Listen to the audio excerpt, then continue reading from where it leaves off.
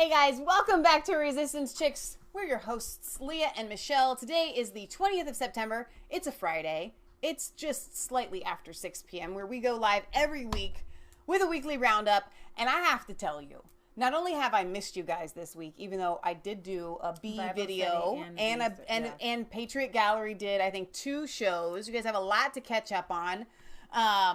There's so much news. Oh, we haven't done news. I'm like, this is crazy. I don't even know how we're going to pack it all in. But we are going to pack it in. We're going to try. There's a huge climate strike. And here's the thing. What everybody's basically said about the climate change showdown, kids were walking out of school today and then proud of themselves because, not learning stuff is equal to making change around the world. But it's a religion. It's a cult. And as Tucker Carlson put it, no religion is, great without some sort of Messiah. Ooh. And without sin.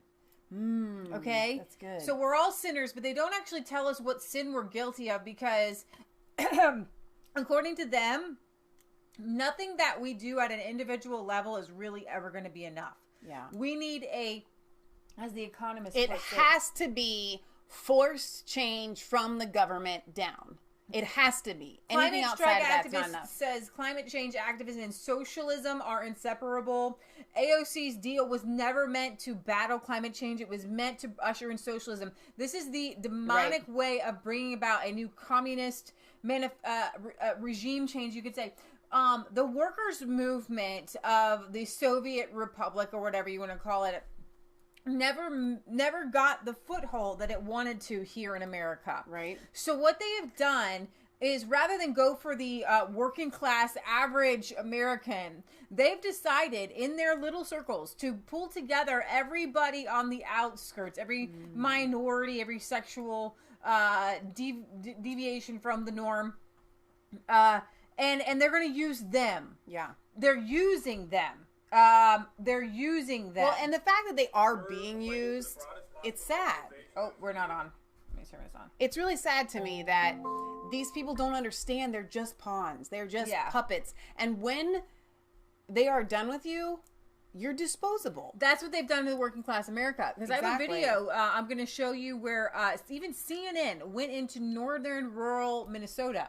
Okay. And those people were staunch Democrats. Yeah. They still vote straight down the ticket in state elections Democrat, but they're Trump supporters because they're a mining town, and that makes sense. They mine something that you need to make steel. Right. And steel is out the roof right now, American steel. Right. And so they have to vote Trump. So here we have socialism and climate change are inseparable. Fighting for the broadest possible mobilization of youth, students, and workers to fight against climate change and to fight for socialism, which in our view is inseparable. The people in that building there are organically incapable of stopping climate change. They have no interest in it. Climate change has been a problem for 50 years through 7 administrations. Right now, American steel. Well, that's strange. They don't want you to see it. Oh, that wasn't even. That's so weird. That wasn't. I'm not even on that page. I'm just going to see if I can finish this video somehow. We're fighting for the broadest. They will do nothing to stop this crisis. It's up to an independent movement of the entirety of humanity, mass of workers, youths, and students to fight against this. That's what we're fighting for. So you can't be a capitalist and support climate change? No, it's fundamentally impossible. You might hold those views, but they're contradictory. There is no way to reconcile the fight for the environment with a capitalist drive for profit. We've had 50 years to come up with a solution that reconciles capitalism with environmentalism, and none has been found. That is a scathing indictment of anyone who would claim that capitalism and environmentalism are incompatible. So there you have it. The fist fight against climate change is inextricably connected to the push for socialism, according to a climate change alarmist. This is from thousands of activists participated in the Greta Thunberg-inspired global climate strike in Washington, D.C. and around the world today. Participants in D.C. were heard shouting, "Hey, hey, ho, ho, climate change has got to go." And I'm going to show you the video of "Don't eat cows, eat the rich." One activist told Breitbart News that he was there not only to fight against climate change, but fight for a socialism. Wow. Yeah, so we've got that. And so here we have the global climate strike inspired by Pawn and Tool. The Scandinavian activist Greta Thunberg underway, and these children are very afraid. And I got to find the part in our little clip we're talking about, because we have footage of these children, Yes, we do. Going cray-cray. So activists across 150 countries participated in an international strike today. High-profile protesters such as Greta Thunberg, who helped inspire the student-led protests by starting school walkouts in her own hometown, are leading dozens of mass rallies across the United States. The global strike, set just days before September 23rd's UN Climate Action Summit in New York, is expected to draw millions of activists who believe human activity is contributing to climate change, and that drastic measures such as limiting meat consumption, reforming the transportation sector, and banning plastic straws, and these children are now taking pledges to never have children. Videos are surfacing for protests across the globe. We have some here in Uganda. Oh my For gosh. a climate strike. We have some here in Ireland today. Climate strike. What you're seeing here is a mass religion. That's exactly what it is. And the fear that these people live with. And They're miserable. they don't know why they're here. They don't know what they're going to do. They just know that they've been told to be very, very afraid. I don't know if you guys know this, but in the 1960s, 50s and 60s, there was a population scare. Okay. And this guy wrote this book called The Population Bomb. Yeah. And he said that without population controls, then the world would end in 10 years. Mm. And we would all starve, and then there would be not a plant left on this planet. Right. However, due to modern farming, which I am not a fan of, there is actually more food, too much food. We're throwing away food all the time, every single day. Melbourne climate strike. Here in Melbourne, Australia, people are very afraid. So, if you want to know what I'm doing right now, Germany. do you want to tell them what you think I'm probably doing right now? Right now, she's texting a lady with a bunch of extra food. and Okay, she's I'm not bringing actually. it for no, our pigs. no. I am trying to figure out Instagram and how to let Instagram know that we are live right now. We are now on Instagram, Resistance Chicks. You can find us, and I'm trying to navigate it. But you can't Instagram from your laptop. You can only Instagram from your phone. It's like you can go there, but you can't post. It's really weird. I'm learning. Edinburgh. Colombia. Tokyo. I'm not even sure you can put links on Instagram actually now that I'm... What do you want? When do you want it? And you have to have a picture. So I need my Trudeau picture. Melbourne, Nairobi, Dubai. Nothing without Jeremy Corbyn. Let's quite simply say that we want every country on board on this, every country fully signed up to Paris and going a lot further than that. And so Well, there you have Jeremy Corbyn. Yeah. Well, so what I'm thinking is... Kamala Harris, there's nothing more powerful than our nation's youth marching together, demanding action to be taken to protect our planet and our future. Nobody's actually talking about what the plan is. Did these kids show up with this, okay, you know what? I'm not going to buy laptops anymore. I'm getting rid of my cell phone. I'm doing everything. I'm going back to farming. I don't want to drive a car, much less an electric car, because electric cars take actually more from the environment than gas-powered cars. And I am literally going to walk and bicycle everywhere. Now, if these kids are doing that, I'm actually going to get behind them. I'm totally going to get behind them. They're going to eat less meat and they're going to recycle. That's the extent to their amazing climate changeness. Then they want the world to fix everything else for them. Wow.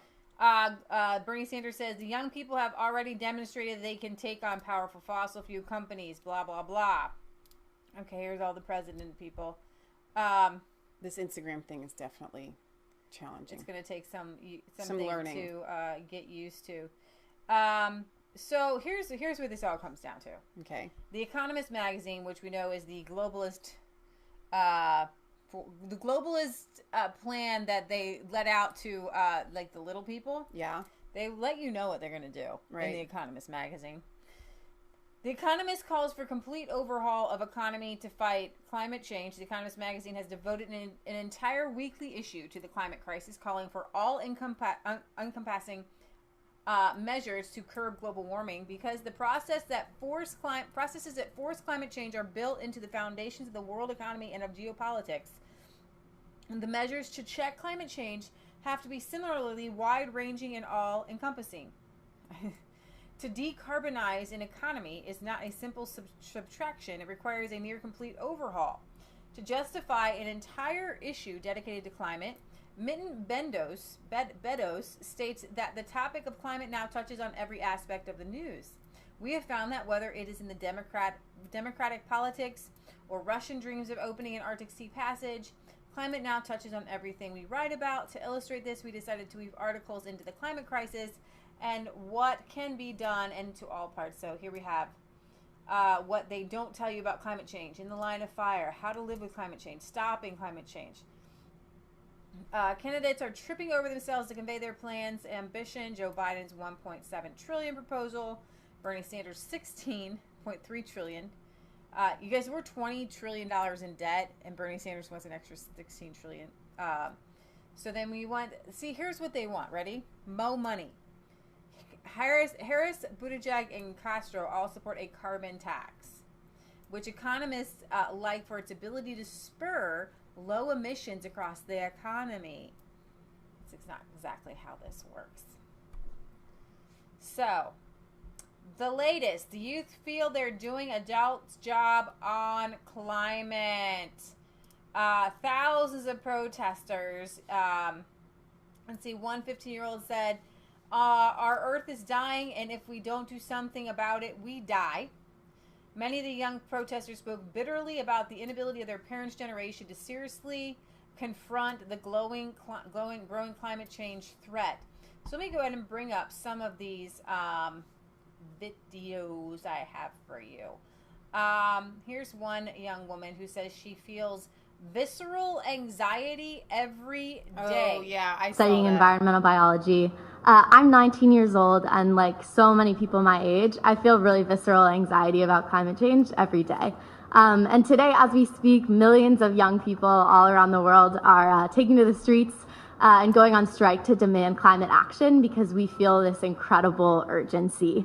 If we're going to have a livable future, we need a Green New Deal, and we need it as soon as possible. So my question is, how do you plan as president to deal with opposition from Republicans and from conservative Democrats? And would you consider supporting filibuster reform as a way to make the Green New Deal a reality? Yeah. I'm a sophomore studying environmental biology. She feels visceral anxiety, but did she, has she decided to do any farming? That's a good question. Has she decided to take things into her own hands? Well, yeah, like probably. Hi, good morning, Senator. My name is Joan Miller. I am a doctoral candidate at USC. I study empathy as communication. Wow. My pronouns are she, her, hers. And yesterday we talked a lot about individual responsibility to change behavior like veganism, water waste, and plastic straw bans, all of which initiatives disproportionately affect disabled people and poor people. Besides a carbon tax and these individual responsibilities, how can we shift the responsibility to incentivize corporations and high waste industries to change their behavior around climate change? Hi, good morning, Senator. She went ahead and told her pronouns. She, her, hers, hi, Her, hers, hers. hers, she, hers, her, hers, she, her, hers. So I'm glad that she emphasized hers, she, hers. So when she said hers, you know, it could be like her, but then theirs. So she wanted to make sure that she's like. When so if it's like possessive, if it's like, possessive, she wanted to make sure that it's like I have you multiple can change personalities. it, That theirs, Ooh. theirs inside of me, but I'm a her, but I'm a theirs when I possess things because, you know, all my personalities are female, and that's okay, but it needs to be theirs. I would love to have Sally Field sit down and talk to me about what she feels that Sybil's pronouns would have been. Definitely theirs. So I'm going to go check on our neighbor with the thread real quick. All right, so you're going to miss a really great one. No, save it. Nope, going to do it. Save it. Eat the rich, don't eat cows. Eat the rich, don't eat cows. Eat the rich, don't eat cows. Eat the rich, don't eat cows. Eat the rich, don't eat cows. Eat the rich, don't eat cows. Eat the rich. Now, for all y'all who still have your children in them public schools, and I've been telling y'all for years to get them out, yesterday would have been a good day. Tomorrow is too late. Don't send your children back to the public brainwashing institutions, or you're going to have people coming and eating you. Don't eat cows, eat the rich. Don't eat cows, eat the rich. Don't eat cows, eat the rich.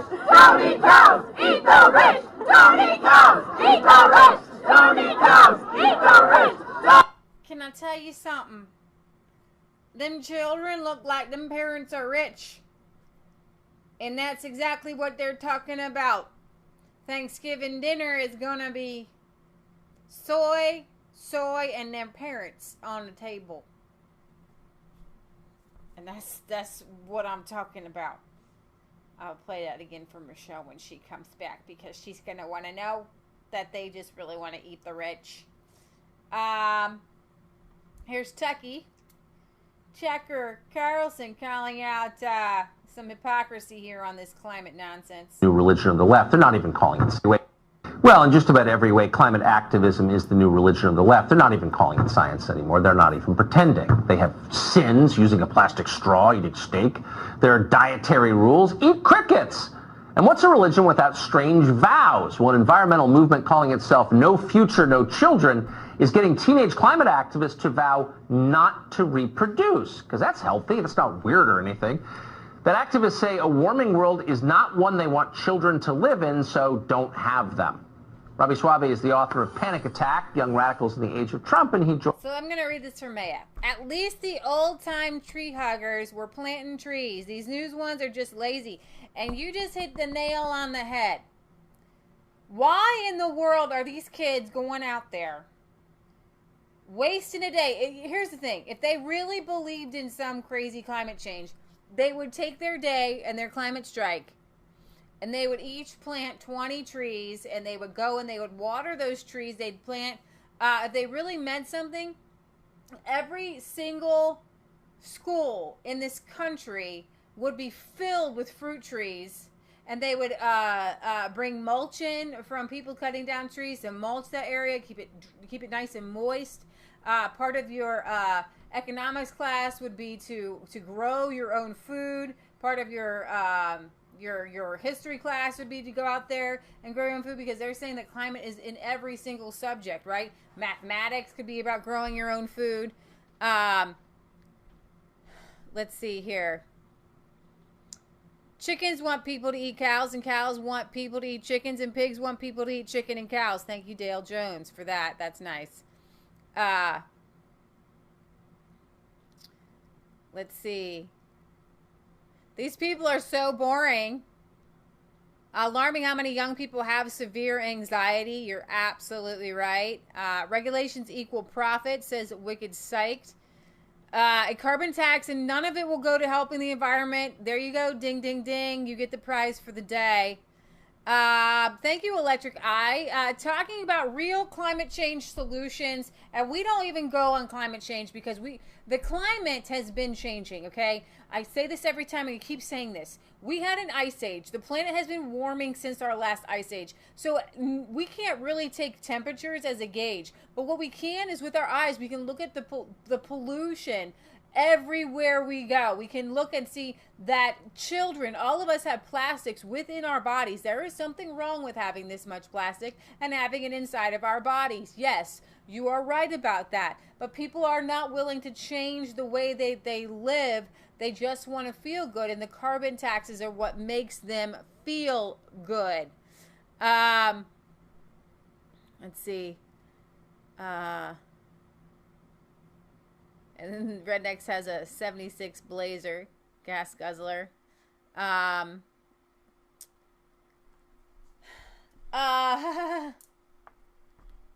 So, yes, Michelle made a bee tutorial yesterday, and that is one major way. These kids should all be learning how to keep bees, learning how to grow their own plants.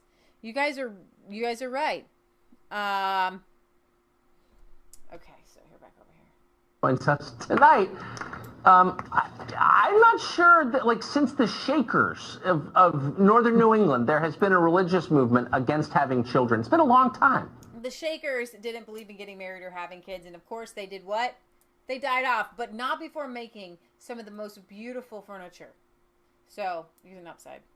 That's right. Actually, there is a history, even in environmental activism specifically, of catastrophizing the number of people on the planet. Right. If you went back to the late 1960s, there were people like Paul Ehrlich who were taken very seriously by the scientific community, predictions that the world would be so crowded, we'd all starve, we'd run out of food. Within the decade, that's what Ehrlich predicted. Of course, none of that came true. We didn't implement any of the population controls those people wanted. And despite not doing that, we had more people, and we were able to feed more people than ever. We lifted 1 billion people out of poverty because, in fact, people are the solution, right? More people, a smarter society, we come up with ways to solve these problems. So that's kind of what's sad about this, cutting off the future generation. I had 4 of them myself, so I'm for people. I think children are the answer, actually, and I mean it. But I do think it's a little bit weird that the people who are telling us that you shouldn't have kids are also pushing for open borders, as, for example, Greenpeace is. So if population is the problem, why aren't they trying to limit ours? I think many, specifically with the kids we're talking about, I'm not even sure they take it seriously. Like, we're not supposed to take them literally. It's activism is a kind of social currency for them. It's cool. Right. It's fun to be woke. It's fun to start a hashtag and take Instagram photos of you being super sustainable. Do you know what I mean? It's a way of life for them that signals coolness. And I don't know how exactly to overcome that, but that's totally what we're dealing with. It just that's a really wise observation. You're younger than I am, so you have better perspective on it. But I would just say there is some percentage that's going to take it seriously, and it's going to make them neurotic and unhappy. Don't you think? Yeah, absolutely. And I mean, that's no way to live your life, right, is thinking that the world is about to end. People who have that mentality are not happy, well-adjusted people. But of course, activists are always trying to convince you that they're trying to convince themselves that they're having panic attacks, their mental health is terrible, because that's how they prove they're so committed to the cause. And I think it's totally true. Anyone who describes himself as an activist should have no control over my life, because by definition, they're neurotic and weird. Yeah, so did you see the Eat the Rich? Did you hear it as you were going up the stairs? No, I didn't. Oh, I didn't hear Eat the Rich, no. Oh. I heard something about cows and pigs and so on and so forth. That was the good segment that I missed, apparently. Don't eat cows! Eat the rich! Don't eat cows! Eat the rich! Don't eat cows! Eat the rich! Don't eat cows! Eat the rich! Don't eat cows! Eat the rich! Okay, but here's the thing. Normally, you would think to yourself, of course they just mean consume them, like, you know, to obliterate them and tear them down. But now that this new movement towards cannibalism is spreading like crazy, it's scary.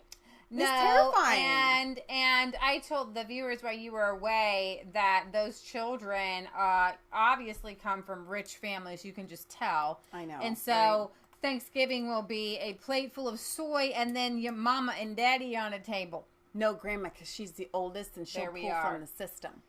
Okay, there was another one. Where is she? Crazy girl. Tell me I tweeted her out, because I'll tell you what. There was one girl just screaming today. Let me see if I can find her. So, Michelle, what are you thinking about this climate strike happening today? All right, so I did have some thoughts on this. I'm glad that you asked, Leah, because I understand wanting to stand for something. I mean, there's the age-old, what is the word, adage? If you don't stand for something, you'll fall for everything. And so I can applaud to a point these children wanting to rally behind something, but it's actually evidence of this massive void that we have failed our children since taking prayer out of and God out of society, not just schools, out of society. Because we do need to feel like there's purpose in life. We do need to feel like we are fighting evil. We do need to feel the strength that comes from that. It's natural within us, okay? And kids used to have that. Society used to have that. Right and wrong, and then rebellion, okay, had its place as well, but it was actually open-faced bad things. But now, all of these things that they're touting as bad and evil, some of them are, but it's very hard to differentiate, and there's so many decoys out there, I think, for what evil is, that we're missing the mark. What do we want? Money justice! What do we want now? What do we want? Money justice! What do we want now? If we don't get it, shut it down! If we don't get it, shut it down! If we don't get it, shut it down! Okay, what the heck are they going to shut down? If we don't get it, shut it down. Because I interviewed some kids, and they're not giving up their iPhones. So here's a little known tidbit. They have children in Africa mining for cobalt that goes into these iPhones.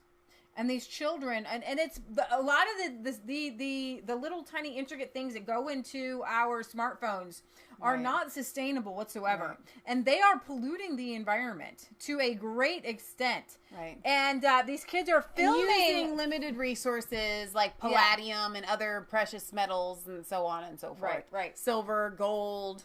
We're going to play this little. The climate has always been changing. The climate has been constantly changing since the Earth was formed 4.6 billion years ago. We say thousands For example, of years. In just the past 2,000 years, we have seen the Roman warm period, when it was warmer than today. Then came the cooler Dark Ages, followed by the medieval warm period, when it was at least as warm as today. Then we had the Little Ice Age that drove the Vikings out of Greenland, and most recently, a gradual 300-year warming to the present day. That's a lot of changes. Okay, so that's what I really wanted to point out. There's absolutely no way that we can control the climate. Like, seriously, there is literally no way you can do it, especially with carbon, okay? Trying to reduce carbon. And the one thing I would say, like, to the people who want to get rid of cows, I'm going to play a video here by Andrew Yang telling everybody to stop eating meat because cows... Now, I would say that it's not sustainable or healthy to the environment to raise cows that the way a lot of these cows are raised. They have to be, they're fed, a lot of them are fed on grass, but then they're fattened on corn, which is not healthy. But if you're eating a cow that is, here's the thing, if you're eating a cow that was fed entirely on grass, that is literally the most sustainable food that you can eat. It just happens to be a fenced-in deer. You know what I'm saying? Right. Nobody looks around and says, oh, these deer are damaging the environment, right? And so that's the same thing with cattle who can survive, whether you like it or know it or not, completely. I'm talking about completely on grass. But also, and of course I don't have the numbers, and the left could get me on this part, but when buffalo roamed... America, there were more buffalo than there are factory farmed cows right now. And that's where I was going to get at. There were more buffalo, let's say about 200 years ago, before we started to kill off the buffalo, maybe 300 years ago. That was a bad thing. Either they were just killing them for their pelts, and it's horrible, horrible what they did to the buffalo. I love buffalo. Yeah, they're awesome. And but here's the thing: Buffalo would go in. And if you watch Joe Salatin or you read some of his books talking about mob stock grazing, you would have some of the historical accounts of bison and buffalo in this country are watching a buffalo herd, a bison herd, come through, and you can't see you. It would take 3 days for them to pass. Yeah, and you couldn't see for miles and miles.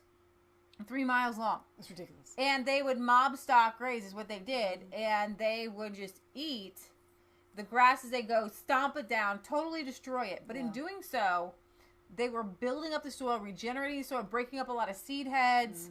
And then birds would come in, and giant flocks of birds would come in and just devastate the poop piles, spread it out, and you have a regenerative natural system. Exactly. So kind of like what you're talking about is almost like a burn. Right, like a natural burn off of land, and then it gets to start over fresh. So tell them what we do, what our other sustainable kind of mob stock farmers do to recreate that, like with the fencings. Okay, and so the birds we have movable fencing. So what Joel Salatin does is, and of course he does this on a very large And of scale, but course, he'll have his not- cattle out, and they do their thing for a set number of days, and then they move the cattle out, and then they follow that with, well, it depends. They may follow it with chicken tractors for meat birds. Right. Okay, then they do scratch up things. They may follow that with, I don't think he does sheep or goats, but you could.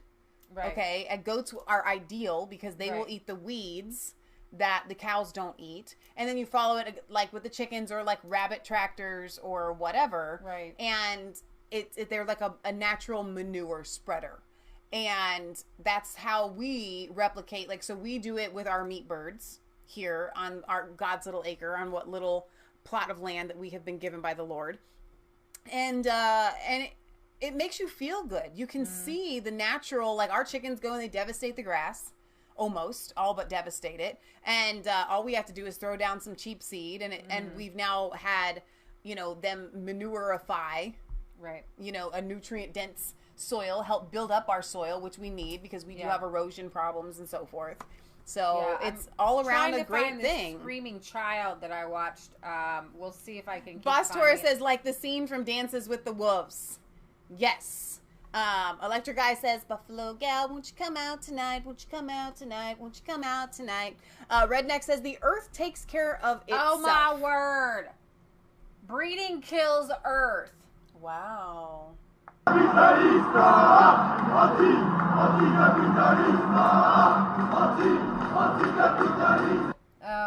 All right, but here's what's really sad about that, and I don't want to get really serious after seeing that, and I also don't want to get taken off to jail, but that mindset, and I am not saying this is what anyone on the planet should do, that mindset leads to, well, I should go kill myself. Exactly.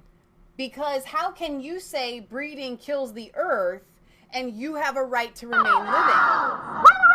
You don't. You can't have it both ways.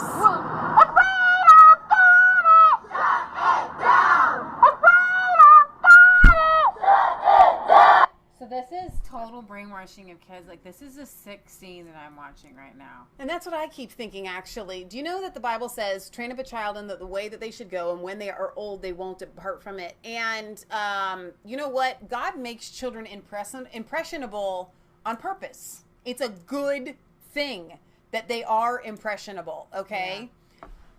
Because if you raise them to be godly, then they will take that with them for the rest of their lives. And so the left may say to, let's say, a Christian family, how dare you raise your children to be Christian because you're just brainwashing them. Any child is being brainwashed. Here's the it's whether you're being brainwashed for the right or good things. I didn't mean liberally. Here's the thing. It's for goodness and righteousness or evil. If they believed, if any of them believed that we weren't going to be here in 10 or 12 years, then they would stop driving all their cars. Exactly.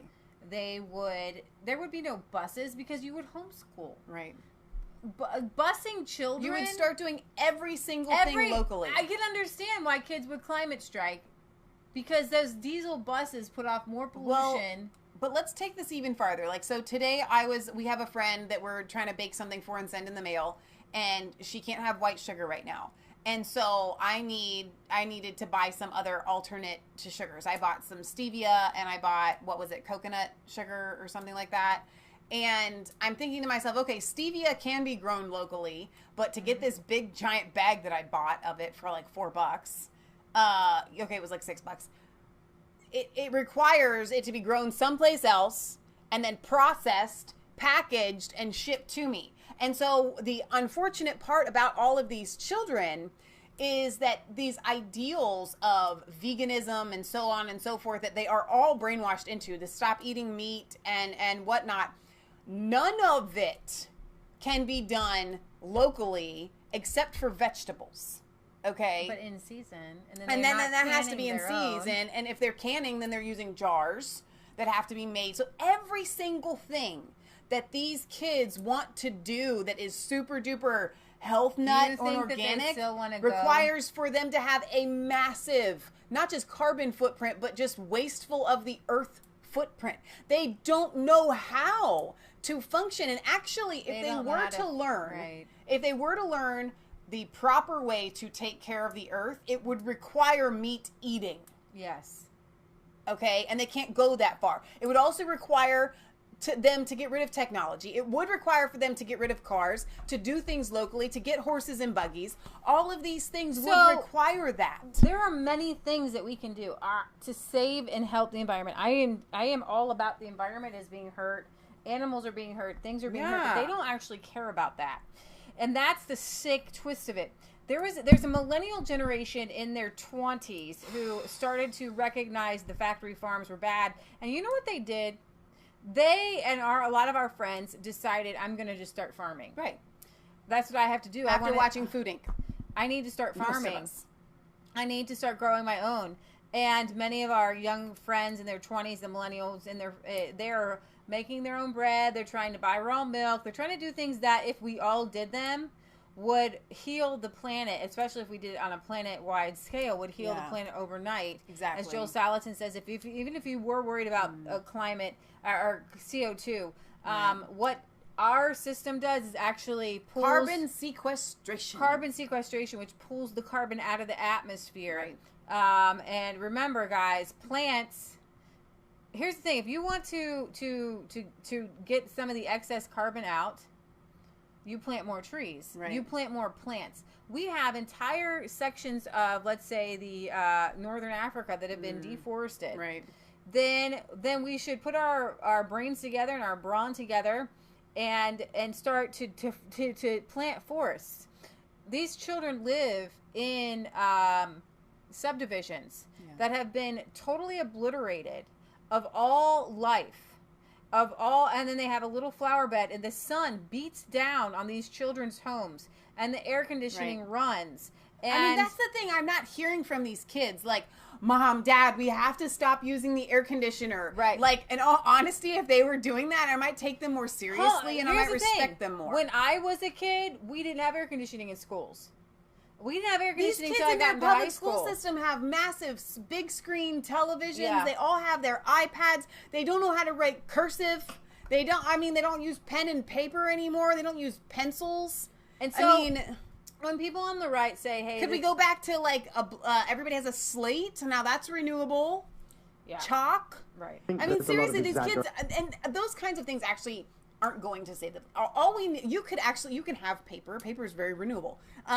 You can have these things within reason as long as you do the bigger things, like spread out. Don't live in suburbia. Don't live on a farm. Two parents driving about 45 minutes each way every day. What if you just said, you know what? I want to save the planet. The first thing we're going to do is have one parent stay at home. Right. And we're going to homeschool kids. And these kids they can't fathom that. They can't fathom the fact that how we save the planet is local. Everything local, from government to shopping to farming. Everything needs to be taken from when you. And so we are Trump saying you don't want to buy from China. I'm going, you don't want to buy from California if you live in Ohio. Right. These kids are still going to go out to dinner. Yeah. They're still going to demand pizza. They're just not going to put meat on it. Yeah. Right? And they're going to think that they're doing a good job. Or they're going to do it gluten-free, which actually, do you understand, wheat is God's gift to mankind? It's very and to go easily gluten-free is actually more harmful to the planet. And you can actually grow wheat at an industrial large scale. It's like the one product that they've been doing it since the Bible, baby. Grown go back to Boaz. In thousands of acres that even you and I actually could go and harvest it, and a neighborhood could harvest enough in a couple days for enough to have the whole town have wheat bread for a year. Right. And so wheat is one of those things. But corn takes a lot more to be harvested. It's got to be harvested. It's harder so corn strips from the soil. Wheat gives back to the soil. Well, it does take from the soil, but not as much. And certainly not as much as soybeans. All these kids want to go, and you need protein in your life, right? So they're all eating this massive amounts of soy, which is why they're all kind of cray-cray. Too much estrogen. But soybeans are literally the worst things that you can plant for the environment. It really is. I'm going to go over here. It just goes to show how ignorant they are. They're just spouting what they're told. They believe everything they're told. Right. Around the impact that humankind is having on the planet. I mean, you can see that in the way in which the language changes. So it used to be climate change, then it was climate emergency, now it's climate chaos. There's this constant ramping up of the politics of fear. And one of the things that worries me is firstly that I think this will impact on our ability to pursue economic growth and to ensure that all human beings around the world are liberated from poverty. And I also think it is pumping the next generation with this really fearful attitude to the world. If you look at someone like Greta Thunberg, who is a hero of the climate strike movement, she talks about feeling terrified and living in a state of fear and thinking that the house is on fire. I think it's a profound abdication of adult responsibility to allow children to feel so petrified about daily life. And we know that there is this new mental malaise on the rise called eco-anxiety among young people. And I think that's not surprising because they are fed a narrative of fear constantly by green protesters and green activists and by politicians and by teachers. I think it's a very worrying, fearful form of politics which does not have any hopeful vision for mankind, but is simply about preserving the status quo or reining in. Exactly. It doesn't have a good vision. And I guess I'm not going to find the screaming girl giving her speech for you guys, but I think we can kind of move on. We got a lot of stories to talk about. Yeah, we could talk about this all day. Yeah, but segment. Patriot Gallery will break it up, though. So there was a young poor girl giving a balloon of the world. That's nice. When I was a kid, there was environmentalism, and it was reduce, reuse, recycle. And they talked about saving the planet. And that was a while ago, and things have gotten much, much, much worse as far as in the environment and taking care of the environment. I think that's... I can't.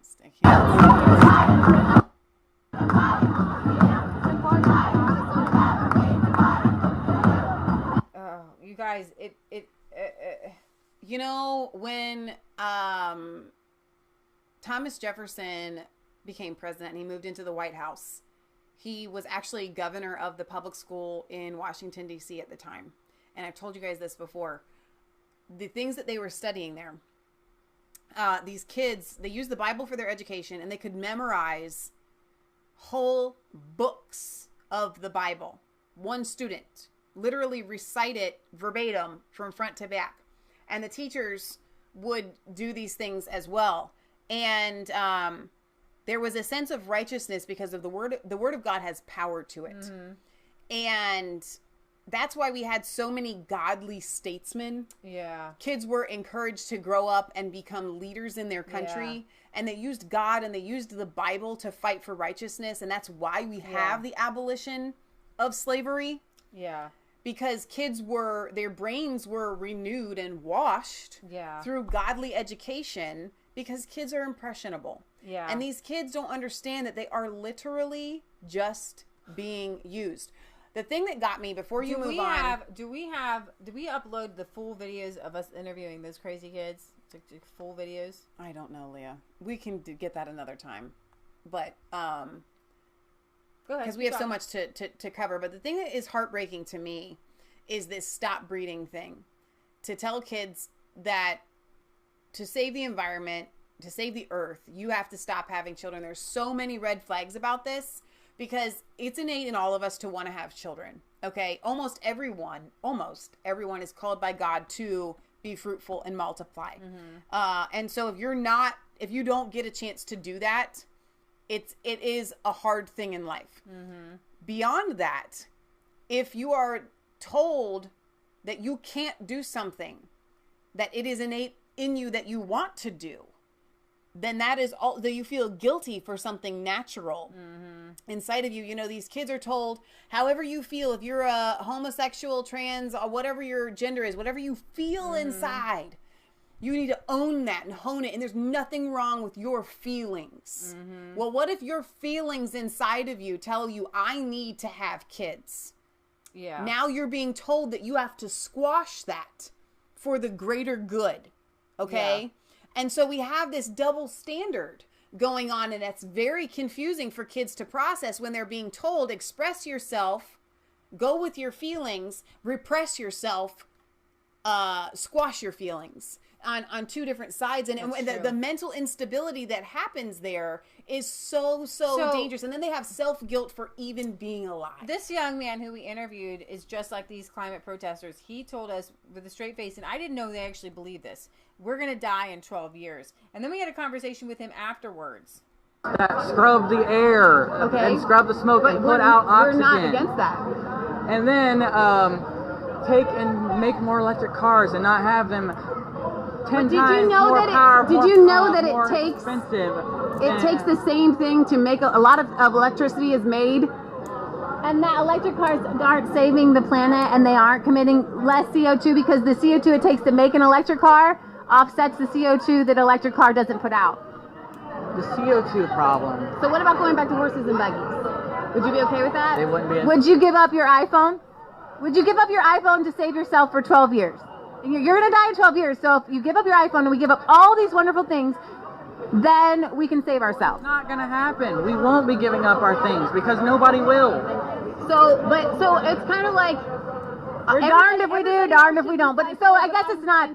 So it's not Trump's fault, right? Because nobody's going to give up these things. The thing is, we should recycle. We should try and reuse everything that we can. I'm with you on that. We do that at our own house. I have a big recycling tote that I put everything in. Keep doing it. That's so good. I have a big recycling tote. Saving the planet.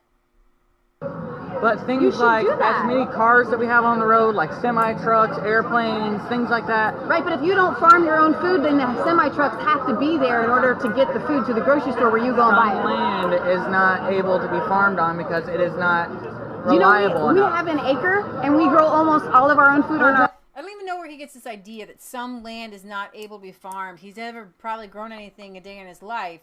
He says some land isn't able to be farmed because it's not reliable enough. I'm not sure where he's getting that information. 1 acre? More land. Some people do not have access to that land. Okay, so you make a change in your life because you're not going to be here in 12 years. So you should be encouraging. But if everybody makes that change in their life, then there will be no more land to go around. There's plenty. Go ahead. No, I can't. It's insanity. He literally says there won't be enough land. There is so much land. And so it's boggling my mind that the brainwashing that has happened in these children where they're told that there's not enough land, and yet in order to reclaim our planet, everybody does need to start growing their own. And guess what? Even if you don't have access to land, you can grow things on a balcony. I know. Yeah. Of land for everyone. Every American could fit in one city in Florida. There is over 7.2 billion people on this planet. And there's enough room if we all had small community farms. At least 5 acres. Do you know how much land is in the West?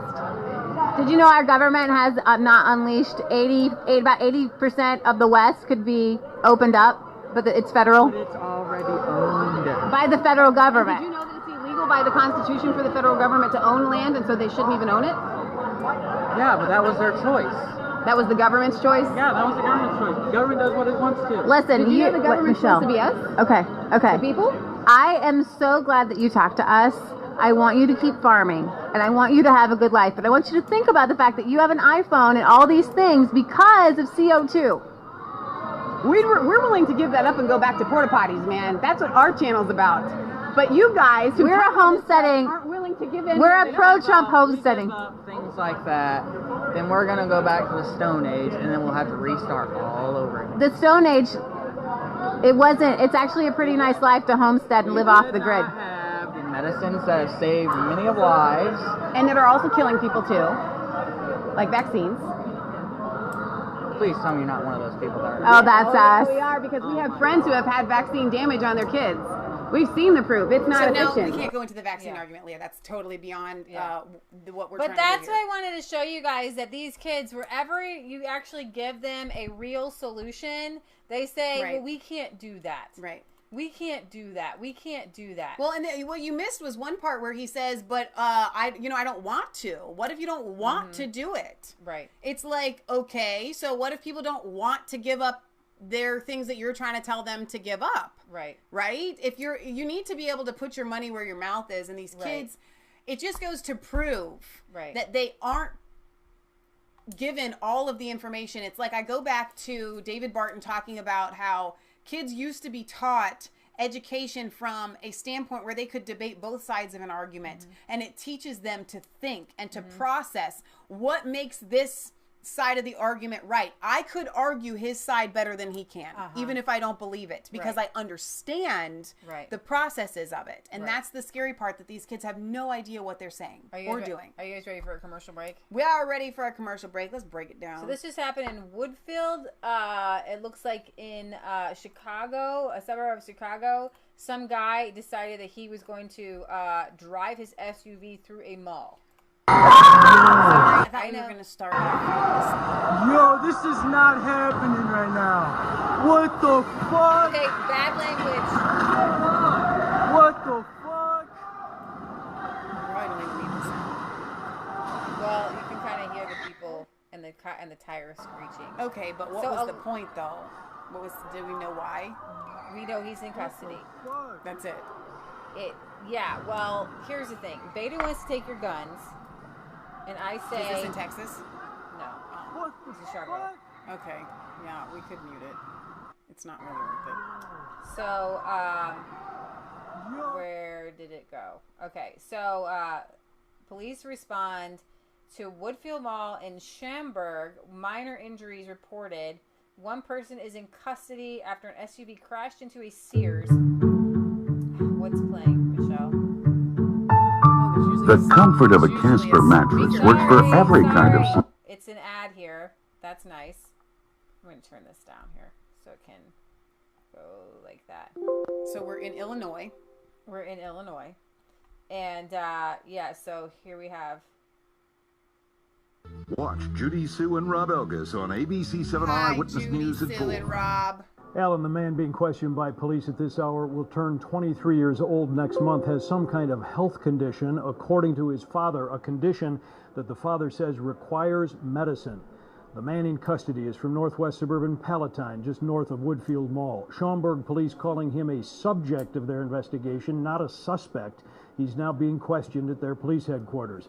I spoke with the young man's father about a half hour ago as he was arriving at the police station, and he said bringing his son his medicine, but he didn't explain what his son was being treated for. No charges have been announced by police. The 911 calls... So, yeah, it just went crazy through the mall, and I thought that I would share that with you guys as part of our commercial break. That's disturbing. And right through a Sears. Oh, and Sears is already having so much trouble anyway.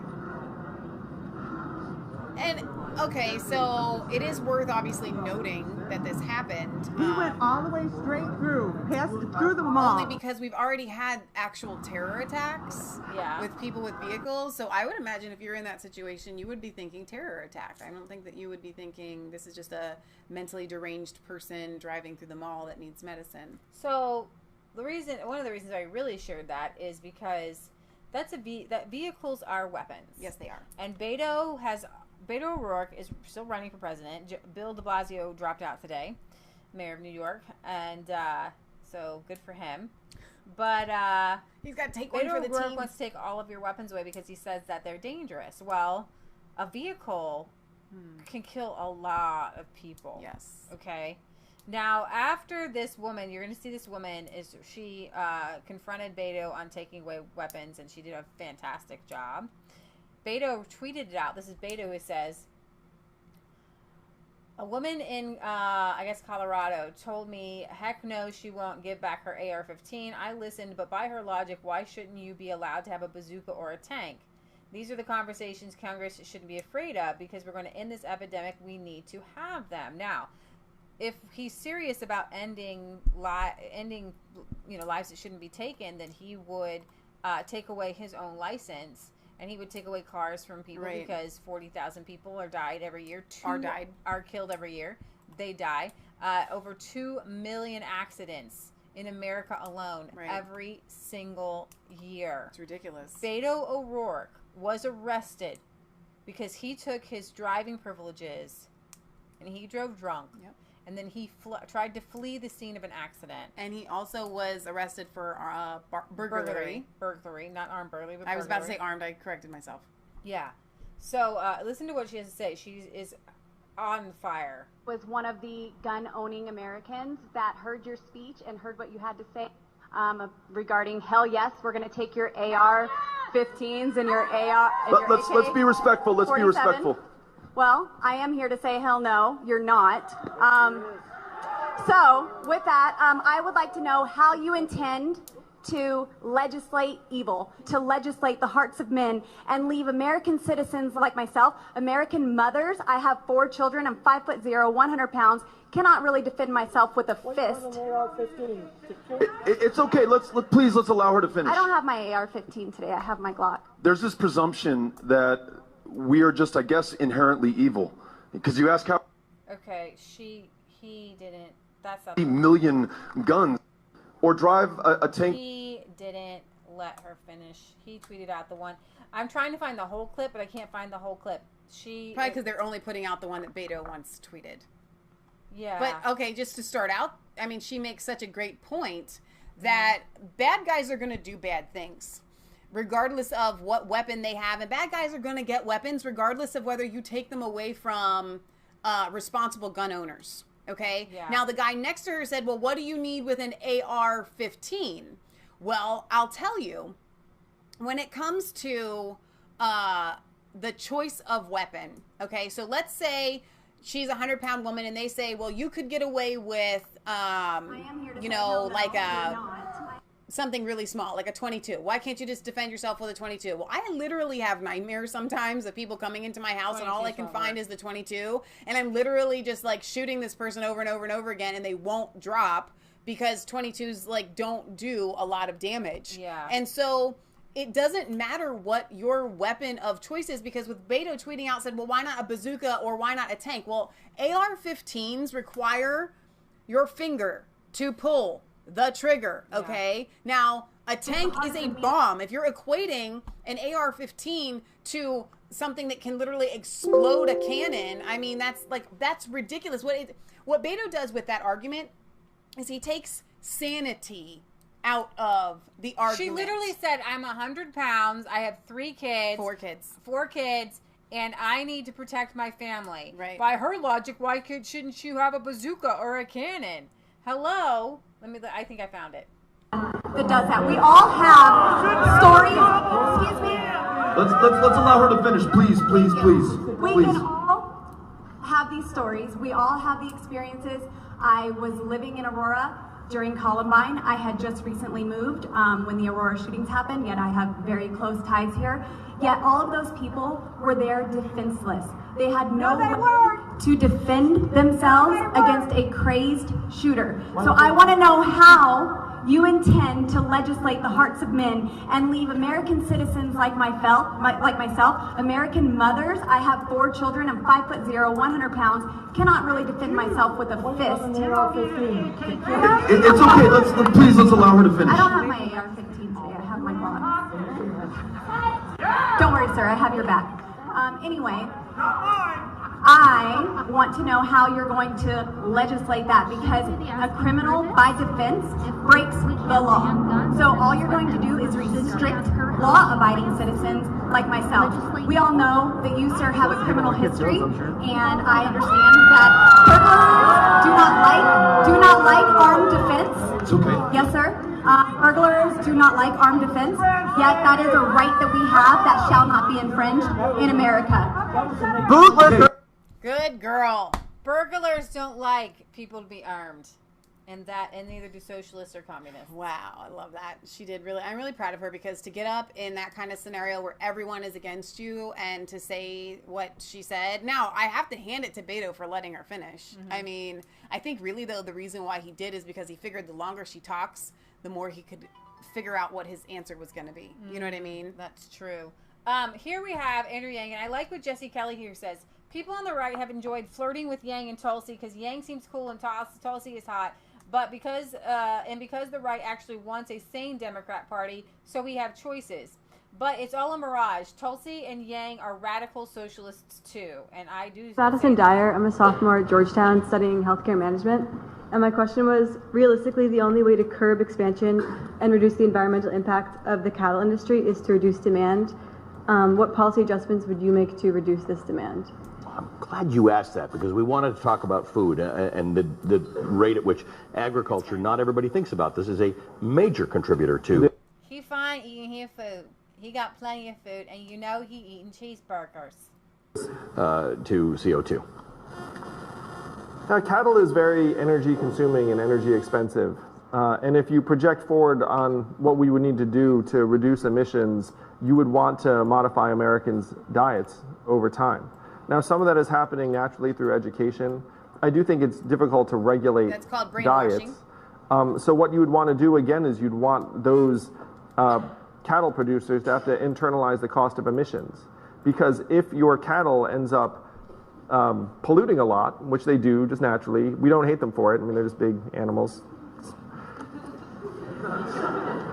Don't hate the cattle, hate them, whatever. So then what that would naturally do, and some people are going to hate this, but it would probably make those products more expensive. And that is appropriate, because there's a cost to producing food in that way. And so if you were to make it more... There's a cost to producing food in that way. What way? See, and this is what gets me with these veganites, which is actually they're going to go head to head with these keto mites. I don't know what they're going to do with the paleo keto people who have literally lost, and gained hundreds of pounds going on these meat-only diets. Yeah. And these Democrats are telling them to stop. And actually, to me, these the keto extreme. people, the keto paleo people are actually not helping the planet with their extreme meat eating. Yeah. Okay? Because unless you're finding grass-fed, range-fed meat, you are kind of part of the problem here. But that's not even okay. Part of the problem is really relative, because I don't believe that the majority of what's damaging our planet, and we do agree that our planet is being damaged, is through factory farming. We're against factory farming because, for several reasons. It's damaging because they have to use chemicals. That's number one. So that is true. But what is damaging the planet is beyond these. The factory farms are bad because it's harmful to the animals and it's cruelty to animals. Okay. And it's not renewable. So yes, it is bad for our planet, but if you're going to go head on something, I would address other things than the factory farms. Now, if you want to go at factory farms just because they're really bad like we do and they're horrible, then yes, do that. But I would rather, instead of being so anti things, if you want to use education, Andrew Yang, to educate these kids, be pro Joel Salatin, so be pro homesteading, be pro carbon sequestration, be pro doing things, planting your own garden in your yard, telling these kids to, instead of planting grass, to plant a garden, to get chickens. Instead of having a bunch of kids sit in a room talk, then they would meet together for gardening meetings or be planting things. I don't see Andrew Yang Why out aren't there these kids being anything. taught to change laws so that you can keep chickens in your backyard? Why aren't they being taught to go after their government to change laws so that they can keep animals, that they could keep pigs and goats and so on and so forth? All right, we're moving on to the Justin Trudeau fiasco. So this is the picture that started it all. Justin Trudeau as an Arab. Standing next to the Arabs at this party. He was at a party when he was a teacher. It was a dress-up Arabian Nights themed party, and he went full on like black makeup, black. Standing next to other Arabs, they looked like white stone cold white people. Mm-hmm. So here we have Justin Trudeau is an actor. He belongs on the stage as an actor, knowing that he's just an actor. So he loves to play dress up. Something clicked in his brain during Halloween as a kid, and he just couldn't stop as he grew up. So we have an Islamist, a Native American. I haven't dressed up as like two of these things. Okay, he literally goes full out with these costumes. He pretends to be a cowboy. He's dressed up as a Sikh. He puts his kilt on to meet Scottish people. He's got his old like kimono here with the Chinese. Okay, so he I puts need a to kippah like adjust the brightness here so that they can see what you're seeing. Okay, because it's not big enough. All right, he dressed up as a French musketeer. He literally dressed up as a soldier. Definitely. I think it's really just too far away. Well, maybe you can get it off of Twitter. And show people. He's got a boxer, academic, Star Wars rebel, a heterosexual, and a politician. Michelle can find that to show you that while I am bringing up the Paul Joseph Watson video, which does this. You tweeted it out? I did tweet that out. Okay. How long ago? I don't know.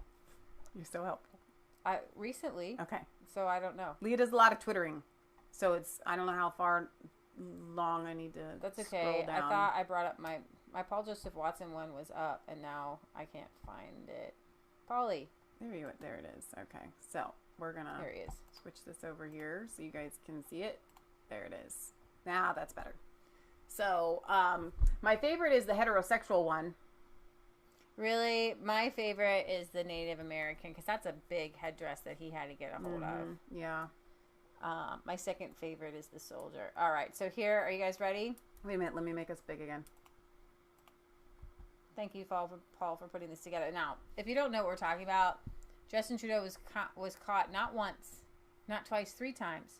He's apologized twice for wearing blackface. Now, I don't know if he's exactly a racist, but they say, by their standards, he is a racist. Right. So Justin Trudeau had a big problem with cultural appropriation. But to discover that he's an even bigger fan of blacking up than Al Jolson was somewhat of a surprise. Trudeau was pictured at a 2001 Arabian Nights party dressed up as a dark-skinned Arab man. No. And in a second incident, which was even funnier, he blacked up again at a talent show, wore an afro, adopted a fake Jamaican accent, and sang the Banana Boat song. Deo indeed. Now a third example of Trudeau blacking up has emerged, this time in a video where he makes stupid faces and exaggerated gestures. Far from being a one-time mistake, this appears to be some kind of bizarre racist fetish of his. I mean, in this one, he's trying to look like Aladdin, who looks like this. But Trudeau is laying on the boot polish so thick, he ends up looking like Nightcrawler from X-Men. Trying to work out what's more idiotic, Justin Trudeau being a 29-year-old teacher and browning himself up, or the fact that he browned himself up to play Aladdin, arguably the whitest character in the movie. Aladdin, Canadian edition. Trudeau's so vehement about blacking up, he even did the hands too. The video of Trudeau singing Deo in a Jamaican accent while wearing an afro is the most in-demand footage since the Zapruder film. Ezra Levant has offered $10,000 for the video. Fuck it, I'll offer 20 grand for anyone to turn this over. It's that funny. Trudeau's new profile pic. But Paul, this was just a youthful indiscretion. Surely this is just another example of the cancel culture that you oppose. No. Let the person who has never done anything they regret in high school cast the first stone. Silence! Enough said! This federal election campaign is in the gutters and I am disgusted. He was 29 years old. He was a teacher, not a school child. Also, it was 2001, not 1951. In 2001, blacking up was starting to be seen as a little bit dodgy, to say the least, but it didn't stop Trudeau. No. And thirdly, Trudeau helped make this bed so he can lie in it. His entire election campaign was predicated on exploiting identity identity politics to score cheap points. Because it's 2015. So when Trudeau himself becomes a casualty of the mob outrage PC culture he helped build, forgive me for having little sympathy. We like to say people kind, not necessarily mankind, because it's more inclusive. Trudeau is just another victim of the progressive, retroactive purity test, the rules to which are updated every day so nobody is ever able to keep up with them. The very beast that birthed the cancel culture. Identity politics eats its own once again, and the world's tiniest violin plays. Glorious! You've also got the irony of one of the world's biggest anti-racism virtue signalers, someone at the forefront of anti-racist strategies for Canada, having blacked up on at least 3 separate occasions. Again, glorious. Oh yeah, and another thing. What's his hand doing? Forget about blackface, this is Trudeau's Me Too moment. And of course, he's already been forgiven by all the lefties because, you know, they have no morals or principles whatsoever. If you're not sufficiently woke enough, not being racist is now, apparently, racist. Sorry, white people, but trying too hard not to be racist is low-key kind of racist. Checkmate, bigots. But if you're on the left and claim to be woke, you can repeatedly black up, adopt fake black accents, wear afros, make fun of black people and Arabs, and how does the left react? No big deal. For today, Justin Trudeau is cancelled. Hoisted by his own petard. People kind. But will he resign? Probably not. Politicians on the left can literally dress up in clan robes and nothing happens. As ever, it's one rule for them and another for the rest of us. And that's how it always is. And that's the thing that's so disgusting about this, because I'm going to be perfectly honest, okay? You know, I really don't care how this comes out and sounds, because I think that people that are obsessed with racism would say, well, you should know. Ignorance, they say, is no excuse, right? Well, because I'm pretty much ignorant, I don't really have a problem with if I want to dress up like, you know, let's say you want to be a blueberry. It would make sense if you're going to wear a big blueberry costume to paint your face purple, right? And if you're going to try to be Madonna, it would make sense to try to look like Madonna. Like if you were a black person trying to be Madonna, you might try to make your face white. You might, okay? So I don't exactly see, from a personal standpoint, dressing up in blackface as a racist thing. However, I do understand that societally, it is a no-no and a faux pas, okay? You just don't do it. I get it. If I was Justin Trudeau and I was actually spearheading this idea that it is, you just don't do it, it's ridiculous, yada, yada, yada, then I would have, in some of my moments, gone ahead and like lay it all out there, okay? I did this at one point and, you know, kind of, okay, so get this. I don't watch Jada Pinkett Smith's show, right? Whatever her little red table talk thing is. But in, I think my AOL thing, it showed up and I was interested. So I was kind of reading an article about it. And I've heard this by Will and her before. This is Will Smith's wife. That they don't do punishment in their house if the child comes to them and openly confesses.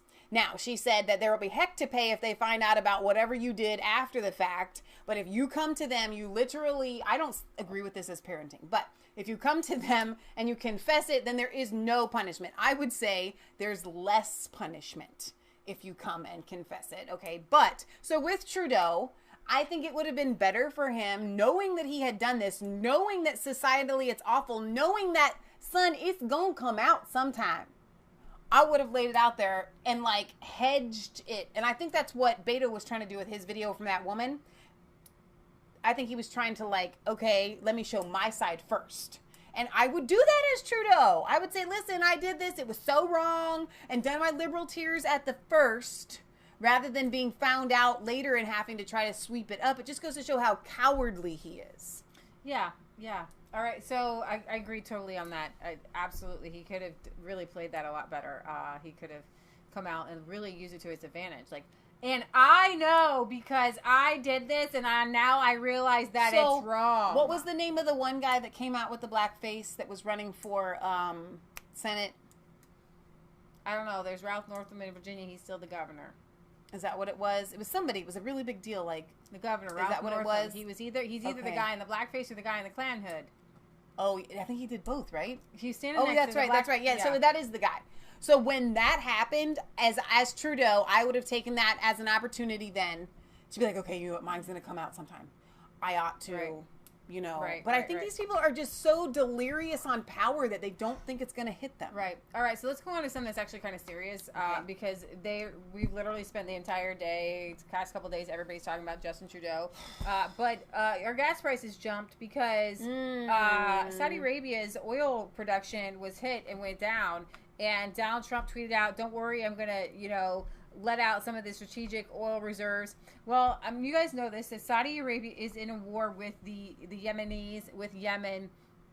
I don't know exactly how that's going to turn out because Yemenis don't really have a lot of power. However, Yemen's Houthis, they announced that they were the ones responsible. Donald Trump first came out and said, you know, there's going to be heck to pay with Iran. It looks like Iran. But here's the thing. I'm sure that everybody is sure, you know, if the Houthis in Yemen were bombing Saudi Arabia, that Iran had some help in this shebang. But the Yemen's Houthis have announced, and at the end of a dramatic week following the early Saturday aerial attacks on 2 Saudi Aramco facilities, which knocked out up to half of the kingdom's daily oil production. Oh my gosh! Their intent to cease targeting Saudi territories. Houthi Al-Masra TV announced the news Friday, citing President of the rebels' ruling council Mahdi al-Mashat, who said the group will halt all attacks on Saudi Arabian territories with ballistic missiles and drones. However, the statement said it was conditioned on the Saudi coalition halting its own devastating airstrikes over Yemen as well, which have been a constant since Yemen's civil war brought Saudi military intervention in 2015. Houthi forces have the right to respond to any aggression, the statement said. Both Washington and Riyadh have long accused the Houthis of being the long arm of Tehran, Iran, given the Shia forces are ideologically aligned with the Islamic Republic. Meanwhile, on Friday, Iran itself vowed to keep up its own counter-pressure campaign against U.S. Threats from the Mediterranean to the Red Sea and to the Indian Ocean. Donald Trump, I guess, the strictest sanctions against any country he has put against Iran. He has said he does not want to go to war. He does not want a military intervention here. I'm going to have Michelle talk to you a little bit about why we're in Saudi Arabia and why we would. The first thing Donald Trump said, well, if it is Iran, then we'll take measures to help out Saudi Arabia. Why would we do that? Tulsi Gabbard says, you're not America's female, or America's not Saudi Arabia's female dog. She used the B word. She doubled down on that. I'm not sure that I know that she is really adamant about non-interventionist wars, but I don't know if she is fully educating the public on why we would come to Saudi Arabia's aid. In doing so, you lose kind of the whole modern monetary theory, and everything goes out the window if we don't keep up this end of the deal. Michelle will tell you about in a second. Meanwhile, on Friday, Iran itself vowed to keep up its own counterpressure. If the Americans think of any plots, the Iranian nation will respond from the Mediterranean to the Red Sea and to the Indian Ocean. And separately, a former chief, it said just like that. And separately, a former chief commander of the Revolutionary Guards, Rahim Safavi, echoed the threat. Any other president, Donald Trump, will face the same fate as the 6 presidents before him who failed to impose their political will on the Iranian nation. Actually, in 1979, bam, CIA thought they were getting in somebody good, so you're in place because of the American government, and they don't want you there anymore, so whatever. Both sides have expressed the desire to avoid war. Suspiciously well-placed first images of crippling damage to the giant Kuras oil field have been revealed. Much of the attention concerning the crippling damage to Saudi Arabia facilities struck in last week's aerial attack ultimately blamed on Iranian sponsorship by U.S. and Saudi officials has forced an Abaqaiq processing plant has focused on an Abaqaiq processing plant, but on Friday, the first on-the-ground images from the kingdom's giant Kuras oil field, the country's second largest, has been revealed. showing scorched infrastructure, ruptured pipelines, and a mess of oil melted to asphalt, twisted and charred metal grates. And yet Armco has remained insistent that the field will return to pre-attack output levels this month after the company reported losing half of its daily output in the aftermath. Per Bloomberg, Curas has a capacity of 1.45 million barrels a day, processing all oil on site. However, the attack took out 4 300-foot towers essential to the production process. So we're going to talk about this. How vulnerable are we that some ragtag band of Houthis could knock out, half of oil production in Saudi Arabia with one tiny little strike? How, and we're all, when those gas prices start jumping, because a couple of them are, I know right now Trump is saying that we're energy efficient, and we could talk about fracking and things self-sufficient. Self-sufficient, and that's, neither here nor there. We can talk about that in depth later. But let's see, it says, these drones appeared remarkably precise. The Saudis have counted a total of 25 drones and missiles used in the twin attack. And let's see. Hey, good morning, guys. So this is the second stop on our tour of Saudi Aramco. This is Al Cake Field. Now, this is a 70-year-old facility. As you can see behind me, this is one of the spheroids that was hit in these attacks. Remember, of course, that we heard earlier in the week from the Saudi Defense Forces. They were saying that as many as 18 drones and 7 cruise missiles were involved in this attack. They said that they were Iranian-made or had come from Iran, but they didn't pinpoint exactly where they had been launched from. One of the things I want to mention is they consider this facility the mothership. It is the largest oil and gas stabilization facility in the world. It is the mothership, really, of the Saudi Aramco operation. We're really at the heart of exactly what happened in terms of these attacks.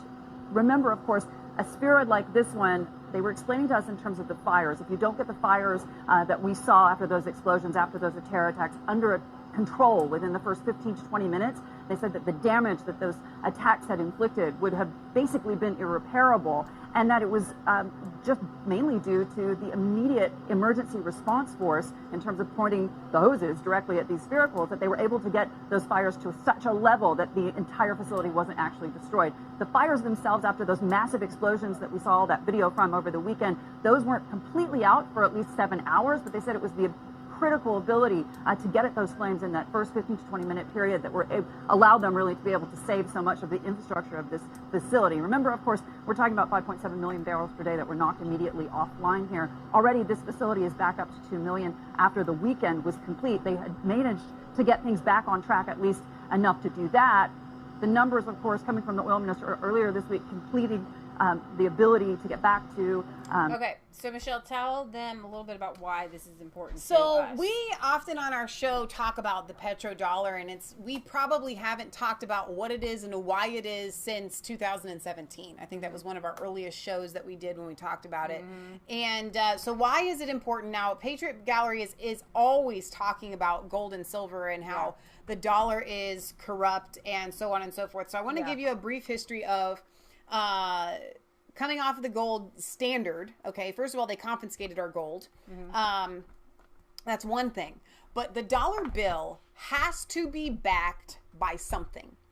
And if it can't be backed by gold, in the 70s, actually in the late 60s going into the 70s, we had what's called stagflation, where the GDP of the United States was not meeting, the economy was just tanking, okay? We had no GDP, gross domestic product, going out, and prices were going through the roof as a result. Now, for 200 years, the dollar was stable because this is just a silver dollar, but it was stable. Actually, this is a copper coin, but it doesn't matter. It was stable because it had something solid to stand on. In 1913, when the invention of the Federal Reserve went in, now we have this magic thing called inflation, because Leah, if you're a bank or let's say you're a person and I lend you $100, and then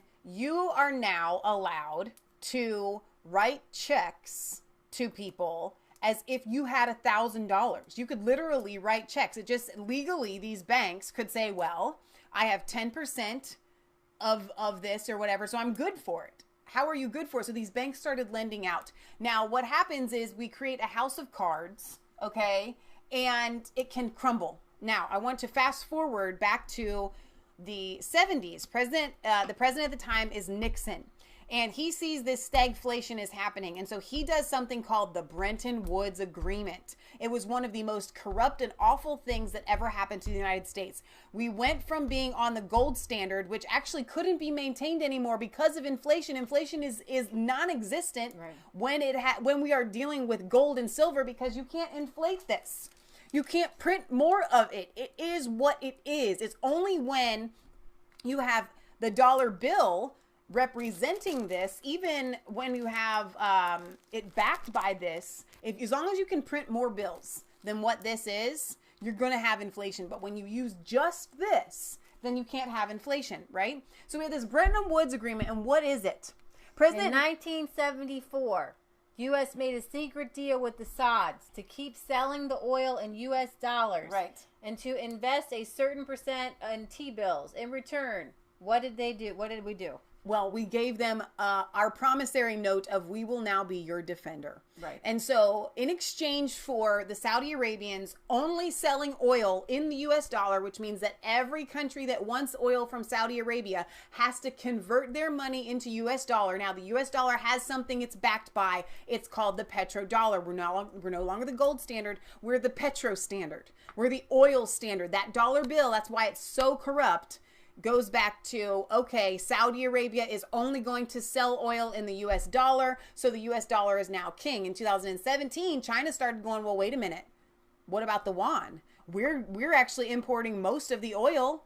We think we should switch it to the yuan. And now the dollar is unstable. And we've got inflation just going skyrocketing through the roof. And the dollar is now only worth 0.4% of what it was in 1913. And we're about to have a big bust. But what is so corrupt is they bought our military.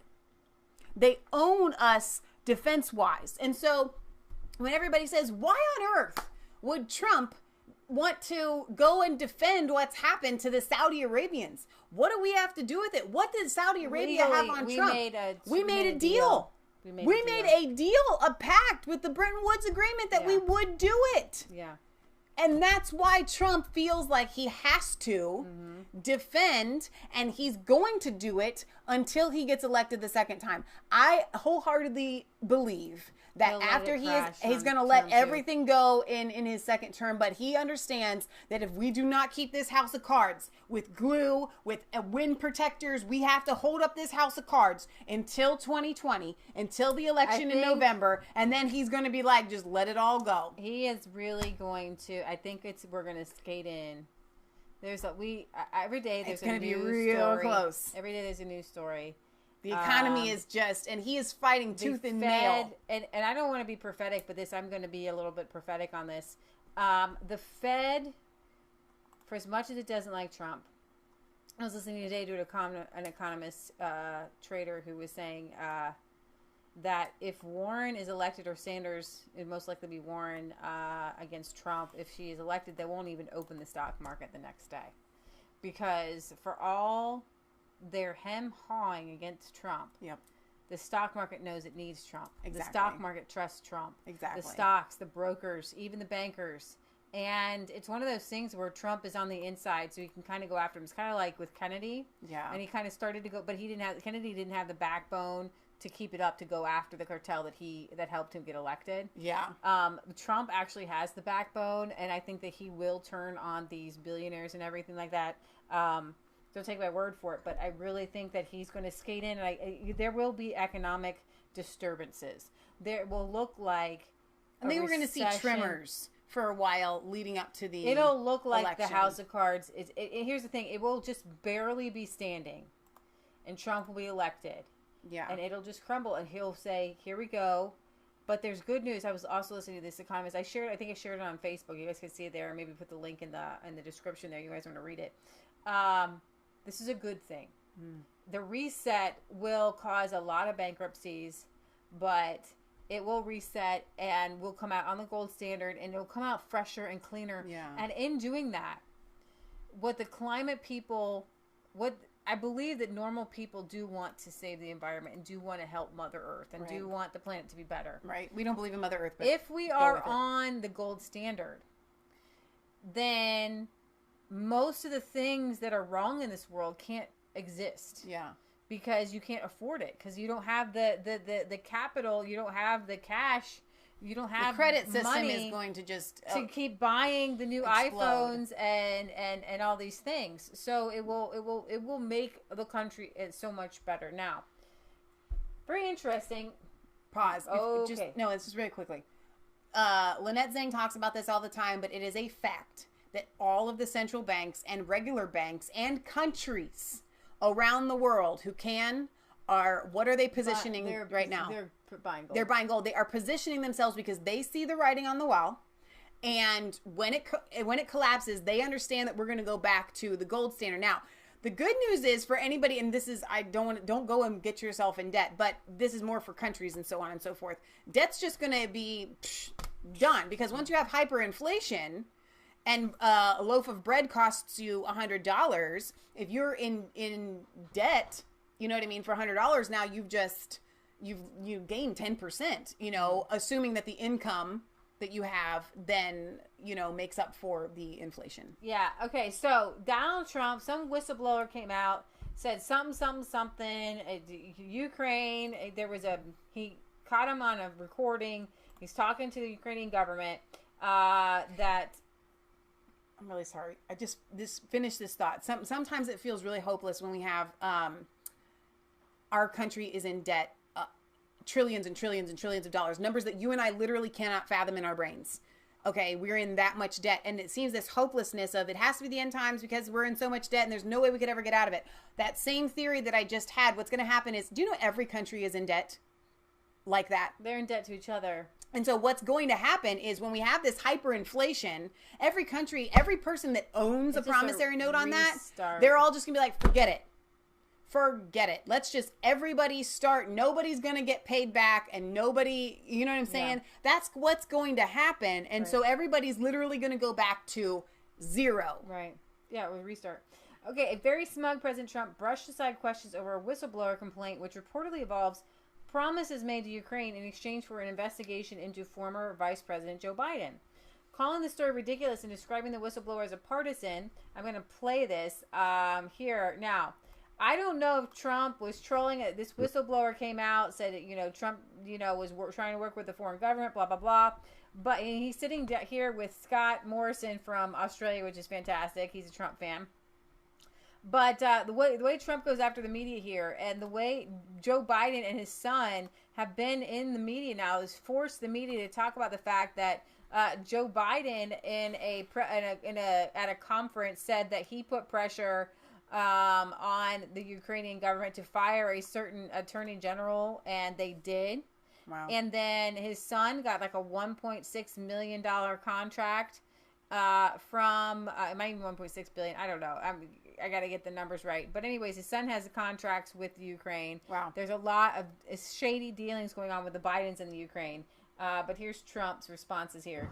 Are you coming out coalition? You want to address this whistleblower story, sir? You want to address this whistleblower story?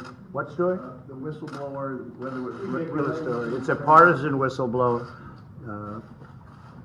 They shouldn't even have information. I've had conversations with many leaders that are always appropriate.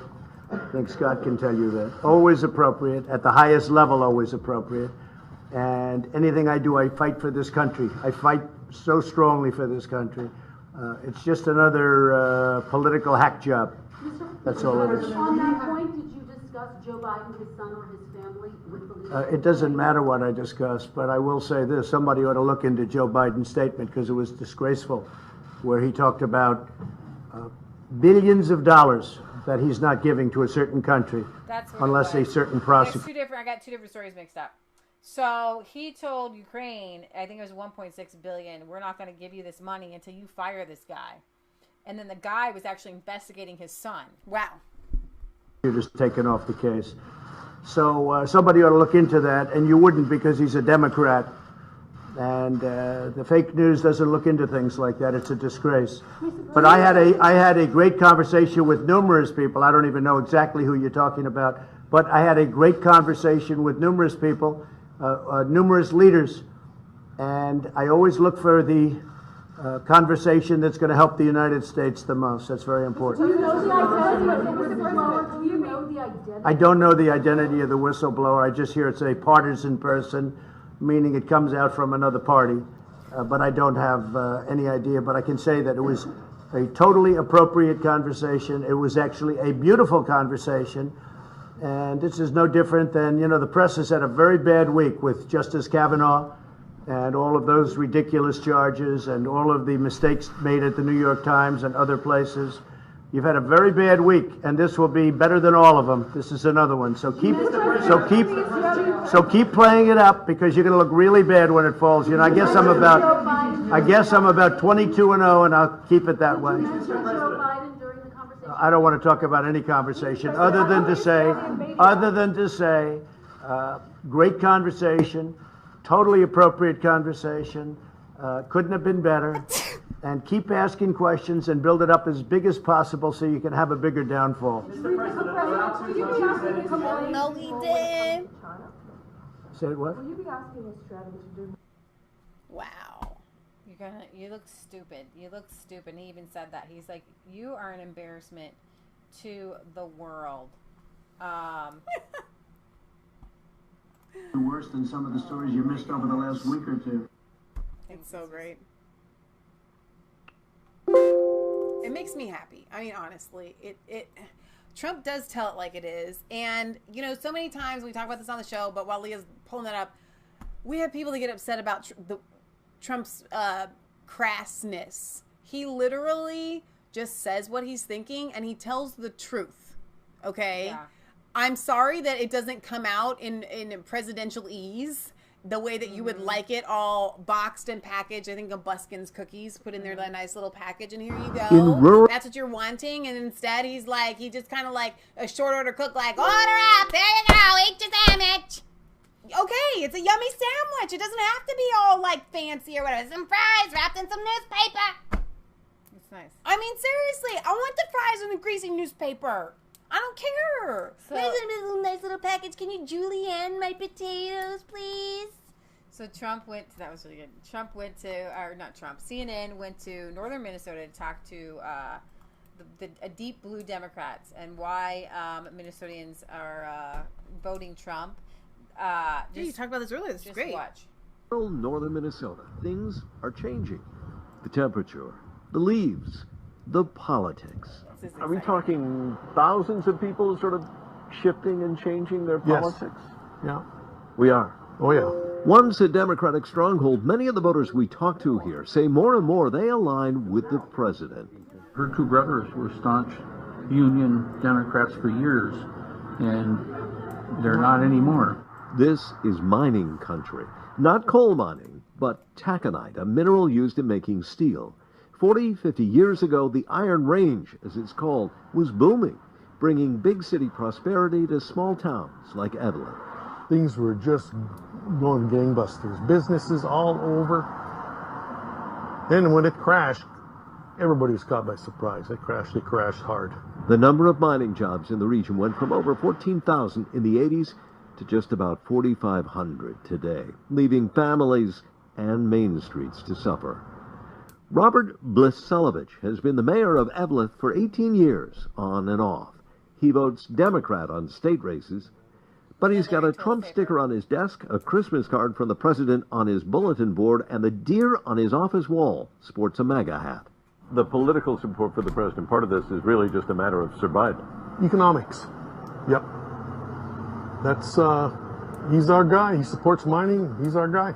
Our steel industry is vibrant again. It was dead. Amazing. Trump's tariffs on imported steel are popular. So is his easing of environmental regulations. They also like his crackdown on immigration. In a state that's 80% white, the influx of Somali refugees has been a contentious issue. Minnesota Representative Ilhan Omar is a controversial figure here. She offends a lot of people. She's not popular here. No, not at all. Folks here say they didn't leave the Democratic Party. The party left them. That's really true, actually. And my heart almost goes out to these Democrats.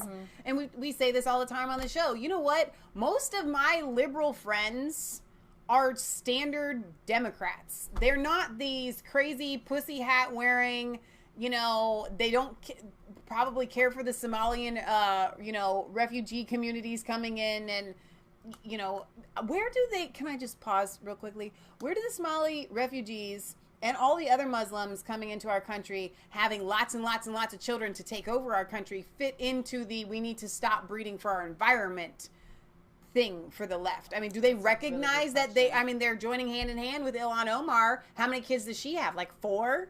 Because they're taught that in order for them to take over politics in the United States, they need to come here and start having lots of children. You know what? I can't fault them for it. It's an excellent, excellent game plan. Excellent. We are going to talk about Ilhan Omar in just 1 second, but I wanted to take a commercial break. There is wall being built. Oh, folks, but he got fired up when we started talking, and here's why. We've had Democrats on the show saying the president is not telling the truth. That's what they claim when he says and boasts that there's new wall being built. I'm here to say the president is right and they are wrong, and that's not an opinion. That's my reporting with my own 2 eyes. I was there. There is, in fact, miles and miles of new wall being built, and it's working. Number Patrol folks. So So let us go over here. Snap. Ilhan Omar was in the news this week because she deleted a tweet that somebody found in 2013 that said to her father, "Happy birthday." It said, "Happy Father's Day to my Abu Nursaid. I am forever grateful to Allah for giving me the best father." That was a June 2013 tweet, which was deleted Tuesday morning. Oops. She says that Nursaid was a nickname, which means happy light in Arabic. However, very few people in Somalia actually speak Arabic. They speak Somali. Okay? So she deleted this tweet. Now, remember, her ex-husband's name that we can't find, blah, blah, blah. His name is Ahmed Nursaid Elmi. All right? And so when you take on the name of your father, so she would be Ilhan Nursaid, not Ilhan Omar, because her father's name is Nursaid. Now, why is that important? Why is her name important, Leah? Because it proves that she married her brother. She married her brother. In Somalian culture, the father's name becomes part of the son's last name. Omar's spokesperson said Wednesday that Nursaid is actually a nickname. Nursaid means happy light. So just a coincidence that she married somebody with the last name Nursaid, and her father's first name was Nursaid. Now, if we were just against, what is it called when you marry your sibling? I don't know. I'm sure there's a name for it. If we were just against that, that would, inbreeding, I don't know, but they didn't have kids together. That would be one thing. It's the fact that she married him to get him over here as a citizen. This is wrong. It's illegal. It's fraudulent. And you can't hold office in the United States if you have immigration fraud on your record. So what is his real first name if this is his nickname? That's a good question. Incest, but yeah, they didn't sleep together. I don't think this was an incestual relationship. No. Okay, she literally just married him to get him over here. Means happy light, and it's been her dad's nickname since he was a kid. He has a public page with the same name. He calls himself this. She isn't deleting it for disturbing and hateful reasons, they said, that are being implied. There are at least 3 contradictions to this explanation. Ilhan Omar's sister listed Nursaid Elmi as her father's name on her marriage certificate. So what is his first name then? In December 2016, a man named Suleiman of something wrote on Facebook, "On Wednesday night, I had the opportunity to have dinner with State Representative-elect Ilhan Omar and her lovely sis, Leah Elmi. Leah's 1997 marriage certificate shows that she lived in Camden, a neighborhood of London, and was 24 years old that year. It shows that her father's name was Nursaid Elmi. Omar's ex-husband's Elmi's Facebook page with the Daily Caller News Foundation archived on June 23rd shows he was attending the Haverstock School as a 12-year-old in the same neighborhood during that time period. The profile was deleted. As part of her divorce in 2017, Omar swore under oath that she had not seen her husband since 2012, did not know any members of his immediate family, and was not in contact with anyone who might know him.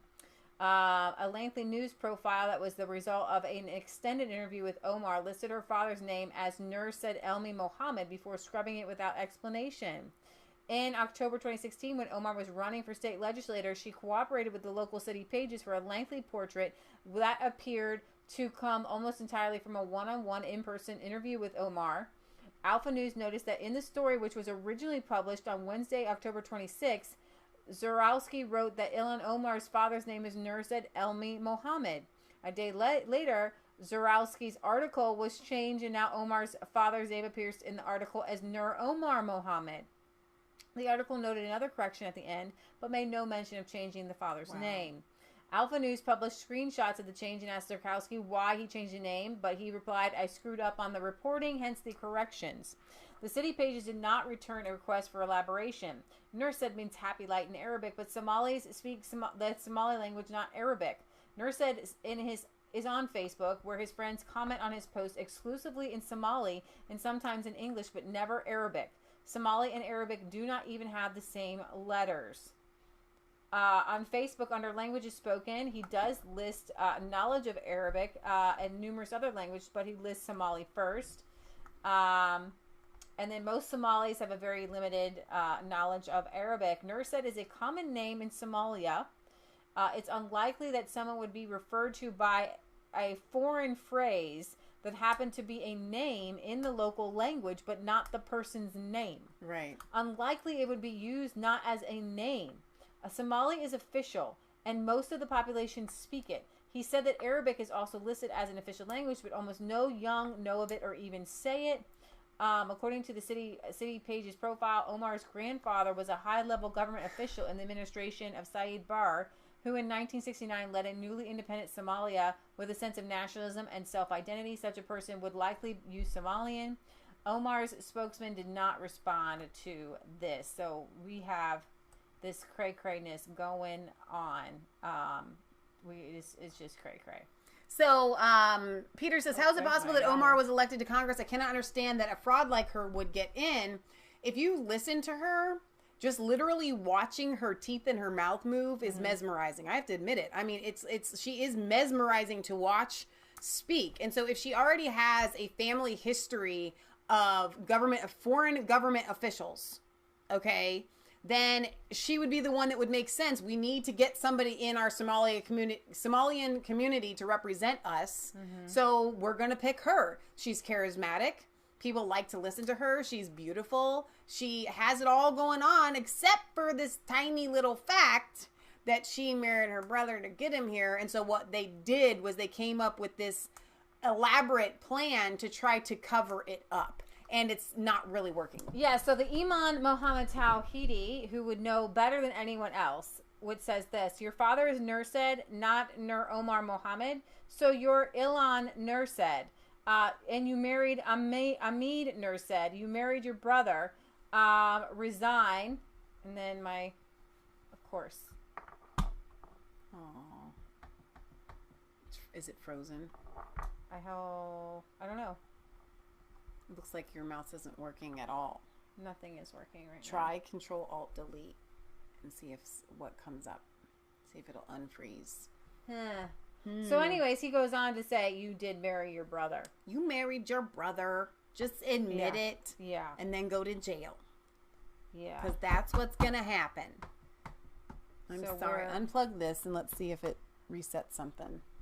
Let me No, that's not going to reset it. give me that, please. Oh. I'm going to try this again. Okay. So a lot of people in the chat are saying that they think that her brother is a homosexual, that they've seen that Oh, really? out there. I have not seen that, but it is possible. I'm not going to say that that's not it. Wicked Psych says her background life is the least that I worry about. Obviously, the policies that she's trying to impose are what you worry about, but you utilize the fact that she's a fraud in order to... I'm going to have to shut down and turn it back on. Wait a minute. Just wait. Did you Control-Alt-Delete it again? Yeah, it's not working. It's not working. Did you escape? Escape. Yeah, we're going to have to shut down and bring it back up. Oh, I'm sorry. Okay, so now that that's black, I need to adjust the lighting here so that we're not looking like ghosts. We're not ghosts. I literally have to, if somebody has an answer for lighting on this, for a webcam that I don't know, you can let me know. I do the best I can now that I actually have the ability to adjust for the lighting. It does make it a little bit better, but I'm literally doing the very best that I can. Yeah, and I really want to bring this back up because I want to play one more video for you guys before we sign off. And it's Candace Owens today during a White House or the House Representatives Committee on White Supremacy, and she was brought in as like the Republican expert witness. They had 3 white women there talking about the rise of white supremacy. And one of them implied that the Christchurch shooter mentioned her name and that she laughed about it, which she just totally obliterates everybody there. And you've got to see this. You've got to see it. So, all right, we're gonna bring us back here in a second. Speaking of seeing things, so I have some ideas for some stuff I want to do. For starters, Dale, you sent those spicy noodles. I'm going to try this week to get footage of Leah eating them. So that's number 1. Number 2 is I want to have our friend Stacy on to talk about her dad, I forgot about that. Who had this amazing come to Jesus moment. It's one of those stories that you only hear about, like he literally died and met Jesus and came back to life. And she's been praying for him, and she's talked to us about her prayers for him over the years. And so she has agreed to come on our show and talk about that. So I'm going to have her on. And I was also thinking about asking our friend Serge to come on, because he's kind of launched this new almost life coaching. It is life coaching that he does online, and he's the music that you hear, that the beginning with the thunderclaps, that's actually a song that he wrote. I just took that portion from it. You can find it at the very end when the credits roll. That's his song, and it says go to soundcloud.com, Planet Dominique, I think. You can go and listen to his music there, but he's one of our most amazing friends that we trust, I think, more than anybody. Yeah. And so I want to have him on too. So I'm hoping to do some more different types of things for our show. Yes, let's mix it up, mix and match. You did your Bible study this week. You took people out to the bees. Yeah. And Patriot Gallery's amazing shows. Patriot Gallery's amazing shows. All right, so I don't know if you're quite ready for this, but you're not ready. Get your seatbelt on. Buckle up. I have to say that I object strenuously to your use of the word hilarious. To me, this feels a lot like your reaction to being named in one of these manifestos. Now, you're of course not responsible for the words of somebody writing that document, but I do think that laughing at it is a real problem, because these are real families that are impacted by this violence. And I think our efforts towards talking about this have to start from a place of mutual respect, which is what I've heard from this side of the table. Now, the reason we don't have those numbers, I want those numbers as much as you do, but to say the numbers don't show something is simply not supported by the data. Okay, and I have 38 seconds left, Ms. Mulligan, if you want to respond within that time. The only thing I would add is that it's in the name. Terrorism, domestic terrorism, it terrorizes us. It terrorizes us in our homes. It terrorizes us in our schools. And to the points made by the other panelists, it is disproportionate to its impact on any individual life, and it's not. You reject the idea it's something that doesn't matter, or it doesn't really matter? Absolutely reject. Okay. All right, so here's where we are. Every member now has had 5 minutes and... Okay, and Mr. Clay, so we have 2 members who have not. So I'm going to go to the 2 members who have not yet. Mark Meadows. And we'll give an opportunity for a closing thought to any member who wants before we go. Am I next to respond, or is Mr. Meadows? I thought Mr. Meadows was next. Mr. Meadows, okay. Mr. Meadows is next, then Mr. Clay, then to you, Mr. Grimm. Ms. Owens, obviously this is a gang up on you. You know, we're giving these witnesses the ability to do a rebuttal on you, and so you know, I find it unfair, Ms. Ballou, I mean, candidly, for you to show mutual respect and then you to go after Ms. Owens, it's not appropriate. So, Ms. Owens, you can have 4 minutes and 34 seconds to respond. However, yield for a second? I'll yield to the. Thank you. I believe, Ms. Owens, when you used the word hilarious, it was referencing the fact that no one had asked you a question. It wasn't to the subject matter of the hearing. Is that right? That is correct. And to have another witness insinuate something that is not accurate is just not appropriate, Mr. Chairman, for how witnesses are supposed to behave in front of this committee. I also think you didn't say it doesn't matter about the subject matter of today's hearing. You said there are other subjects that matter as well, and maybe we should spend some time on those. Is that accurate? That is correct, and they matter much, much, much, much more. And I've said that. I said that in my opening, and I will say it again. You know that white supremacy and white nationalism is ranks nowhere near the top of the issues that are facing Black America. And the reason that you are bringing them up in this room is because it is attempt to make the election all about race as the Democrats. Not in my case, Ms. Owens. I'm sorry. Please do not characterize my motive. Mr. Chairman, it's my time. Yeah, it's my time. You've got your time, Mr. Meadows. I'll give you 3 more seconds. Every 4 years, you bring up race, and you knew exactly what I meant when I said hilarious, and you just tried to do live what the media does all the time to Republicans, to our president, and to conservatives, which you tried to manipulate what I said to fit your narrative, okay? I was not referring to the subject matter that is hilarious. I said it's hilarious that we are sitting in this room today, and I've got 2 doctors and a missus, and nobody can give us real numbers that we can respond to so we can assess how big of a threat this is. Because you know that it is not as big of a threat as you are trying to make it out to be so that you can manipulate. And the audacity of you to bring up the Christchurch shooting manifesto and make it seem as if I laughed at people that were slaughtered by homicidal maniac is, in my opinion, absolutely despicable. And I think that we should be above that. To try to assign reality or any meaning to a homicidal maniac writing a manifesto, which, by the way, let the record show, also stated Spyro the Dragon, the child's cartoon, as a source of inspiration. He also cited Nelson Mandela as a source of information. I don't think that Nelson Mandela has inspired mosque shootings. You can correct me if you think I'm wrong.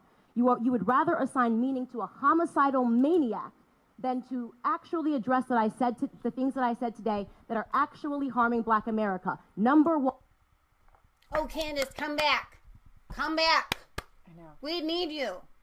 Isn't she so great? Oh my gosh. You know, they think Ivanka's going to be the first woman president. I think it's going to be father Candace absence. Number 2, the education system and the illiteracy rate. Illegal immigration ranks high. Abortion ranks high. White supremacy and white nationalism, if I had to make a list again of 100 things, would not be on it. This hearing, in my opinion, is a farce. And it is ironic that you're sitting here and you're having 3 Caucasian people testify and tell you what their expertise are. Do I know what my expertise are?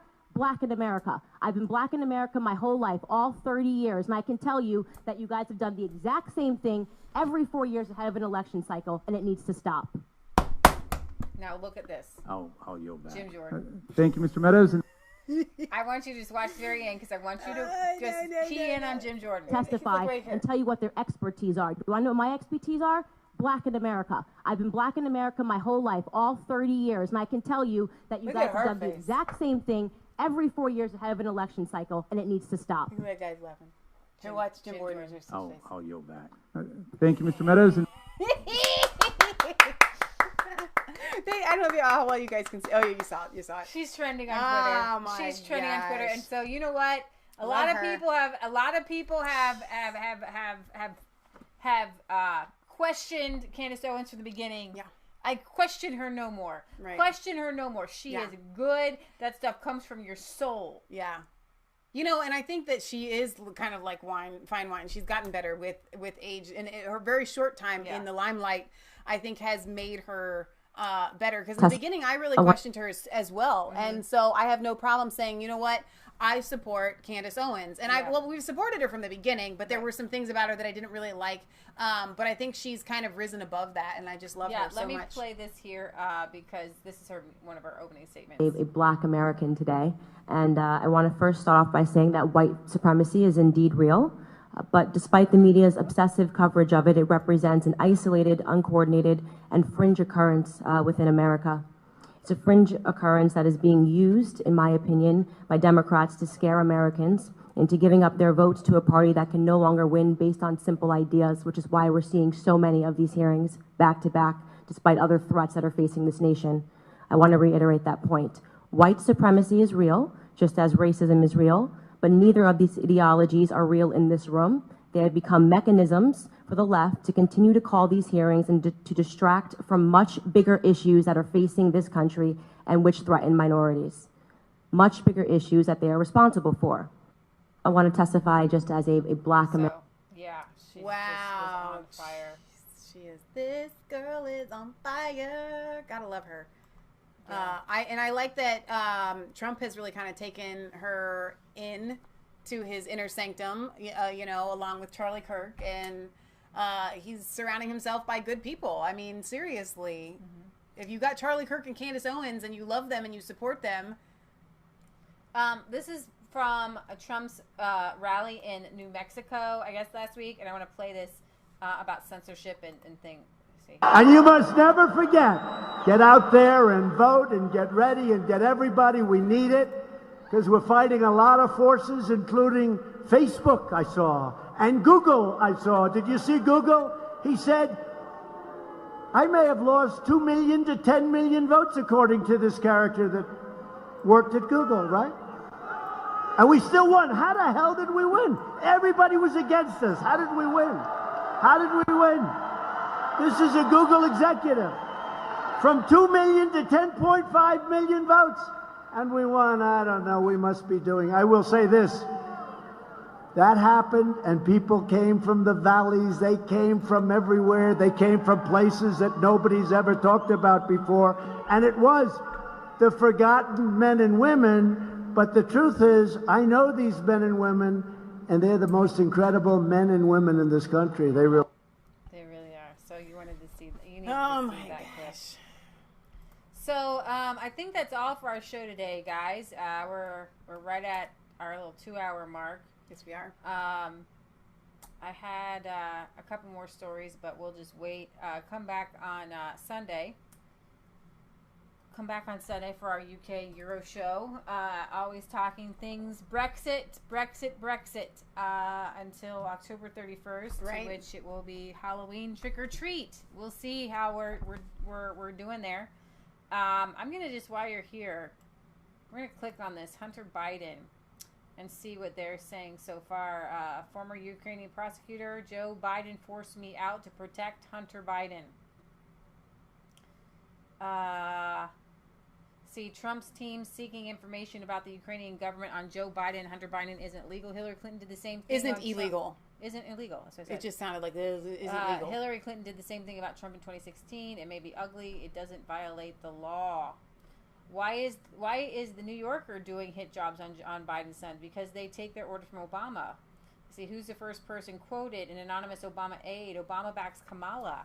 They want to destroy Biden and throw the race wide open. So Wow. much for loyalty. Wow. So it's Hunter Biden, of course. And as that's much as being- Biden just keeps quoting Obama, Obama has not come out to support him, and I don't think he's going to.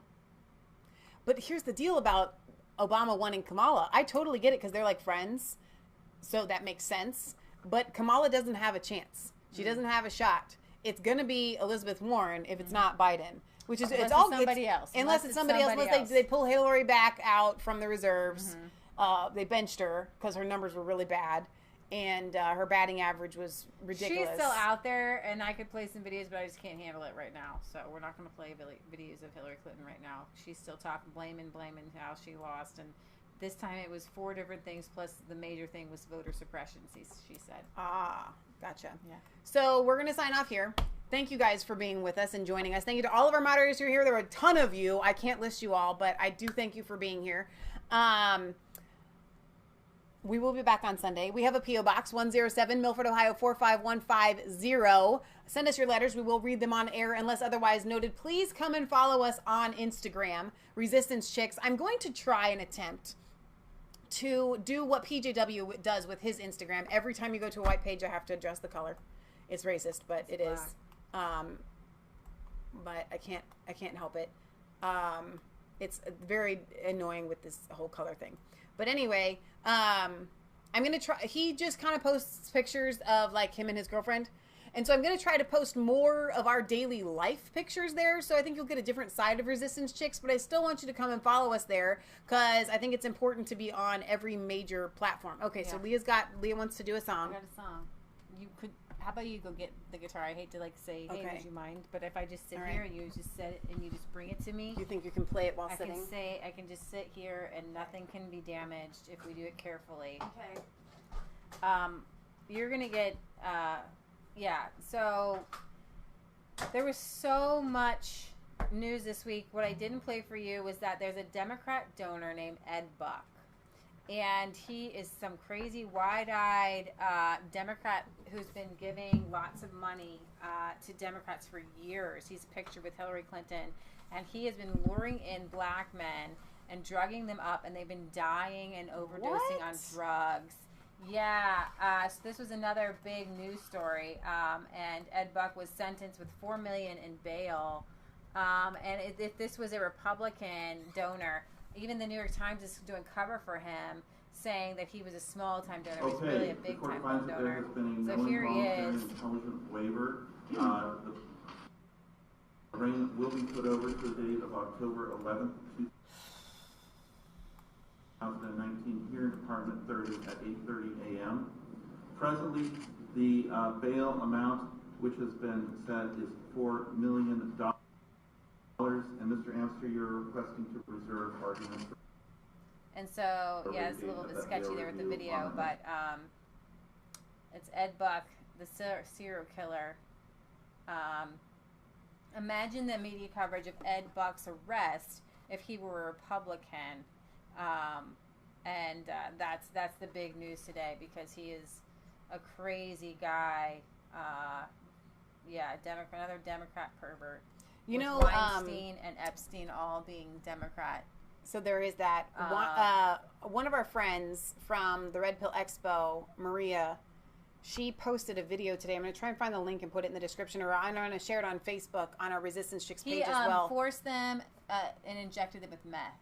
Oh, wow. Forcibly. Wow.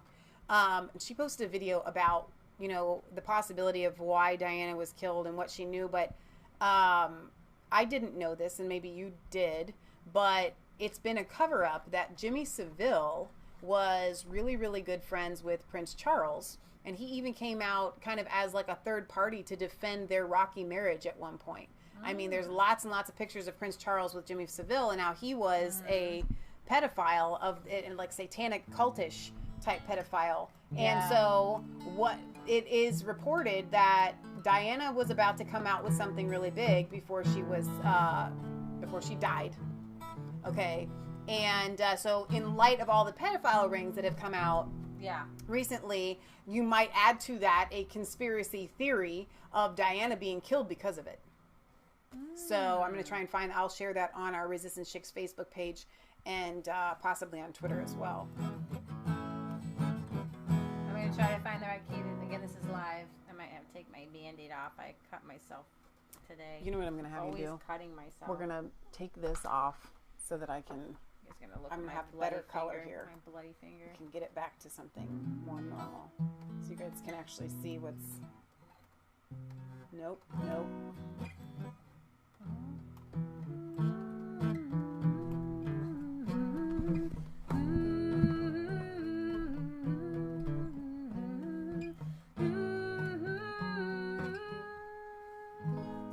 I'm going to make sure it's not too high before I start singing. I might even bring it down.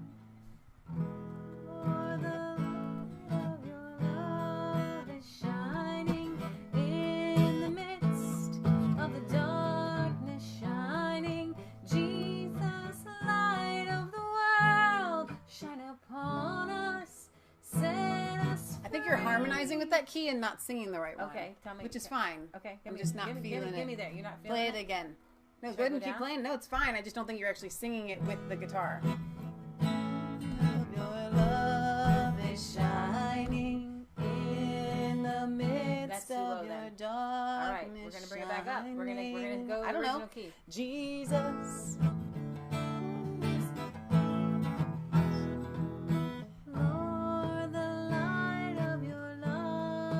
Shining in the midst of the darkness,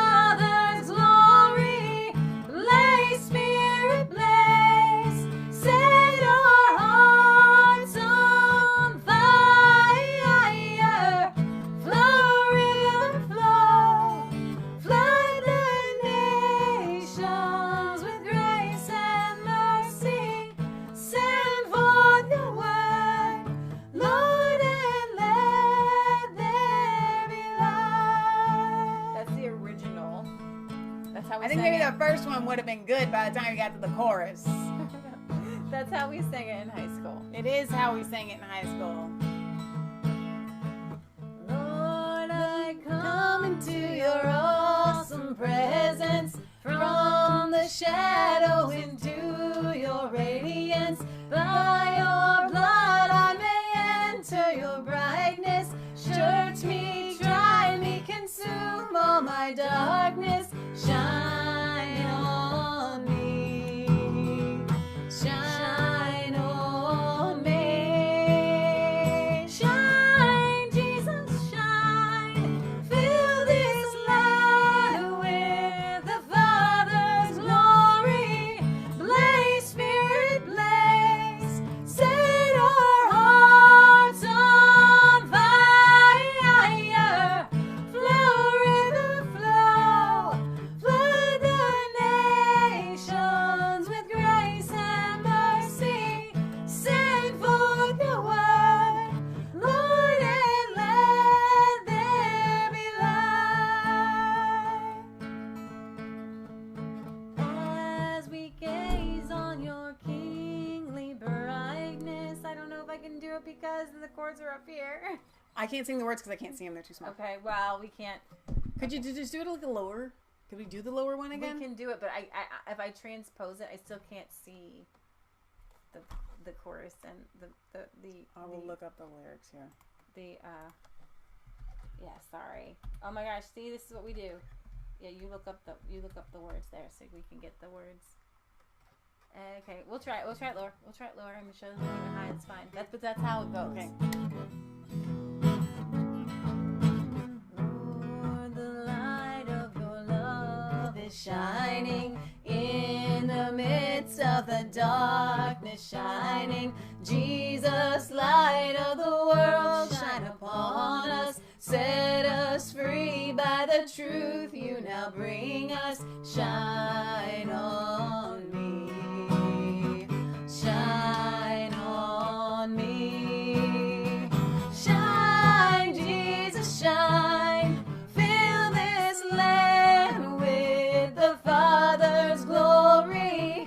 Blaze, Spirit, blaze. Set our hearts on fire. Flow, river, flow.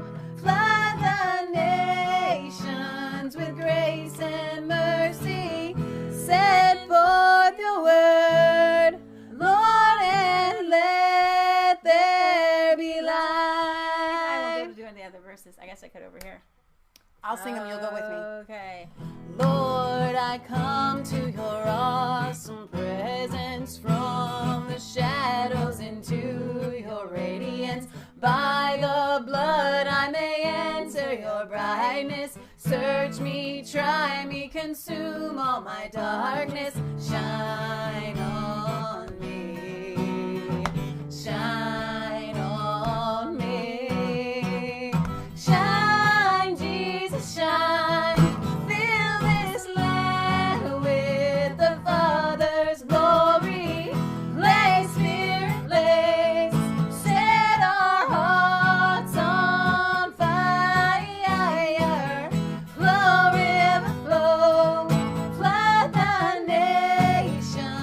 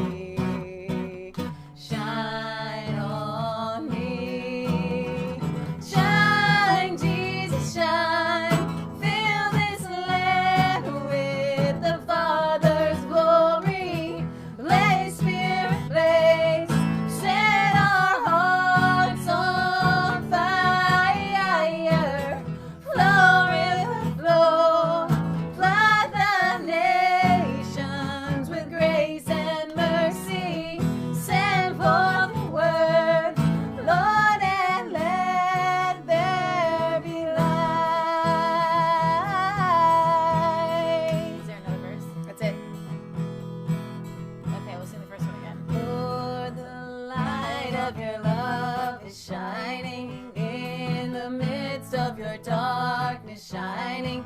Jesus, light of the world, shine upon us. Set us free by the truth you now bring us. Shine on me. Shine on me. Shine, Jesus, shine. Fill this land with the Father's glory. Blaze, Spirit, blaze. Set our hearts on fire. Flow, river, flow. Flood the nations with grace and mercy. Send forth your word, Lord, and let there be light. Shine, Jesus, shine. Fill this land with the Father's glory. Blaze, Spirit, blaze. Set our hearts on fire. Flow, river, flow. Flood the nations with grace and mercy. Send forth your word, Lord, and let there be light. It worked out. Ah, it did. It did. I really love that song. worked You it know, out. Crystal Lewis did Crystal a Lewis, remix of yep. that I absolutely loved. So, Join us again on Sunday at 1 p.m. Sunday Eastern at Standard 1. Time. Roughly. roughly. So, follow us on Instagram. Because I really want to see how that takes off. It's going to be It's so exciting. much fun. We're going to The post so funnest place much narcissistic selfies. You won't even know what to do gonna with be it. like us I'm going everywhere we to go. carry around a makeup bag so that you don't have to see the haggy old face with no makeup. We're Michelle's gonna be just the gonna selfiest take selfiers pictures of all ever. of our food. We're going to take pictures of everywhere we go. We're going to just be picture maniacs because that's what Instagram is all about. Narcissism on steroids. Maybe that's why we haven't joined it yet. Well, we have now, but all right, you guys, we love you. God loves you. God bless. Remember, it is not just a conspiracy theory if it's actually the truth. And we'll see you back on Sunday. God bless. Shine, Jesus, shine.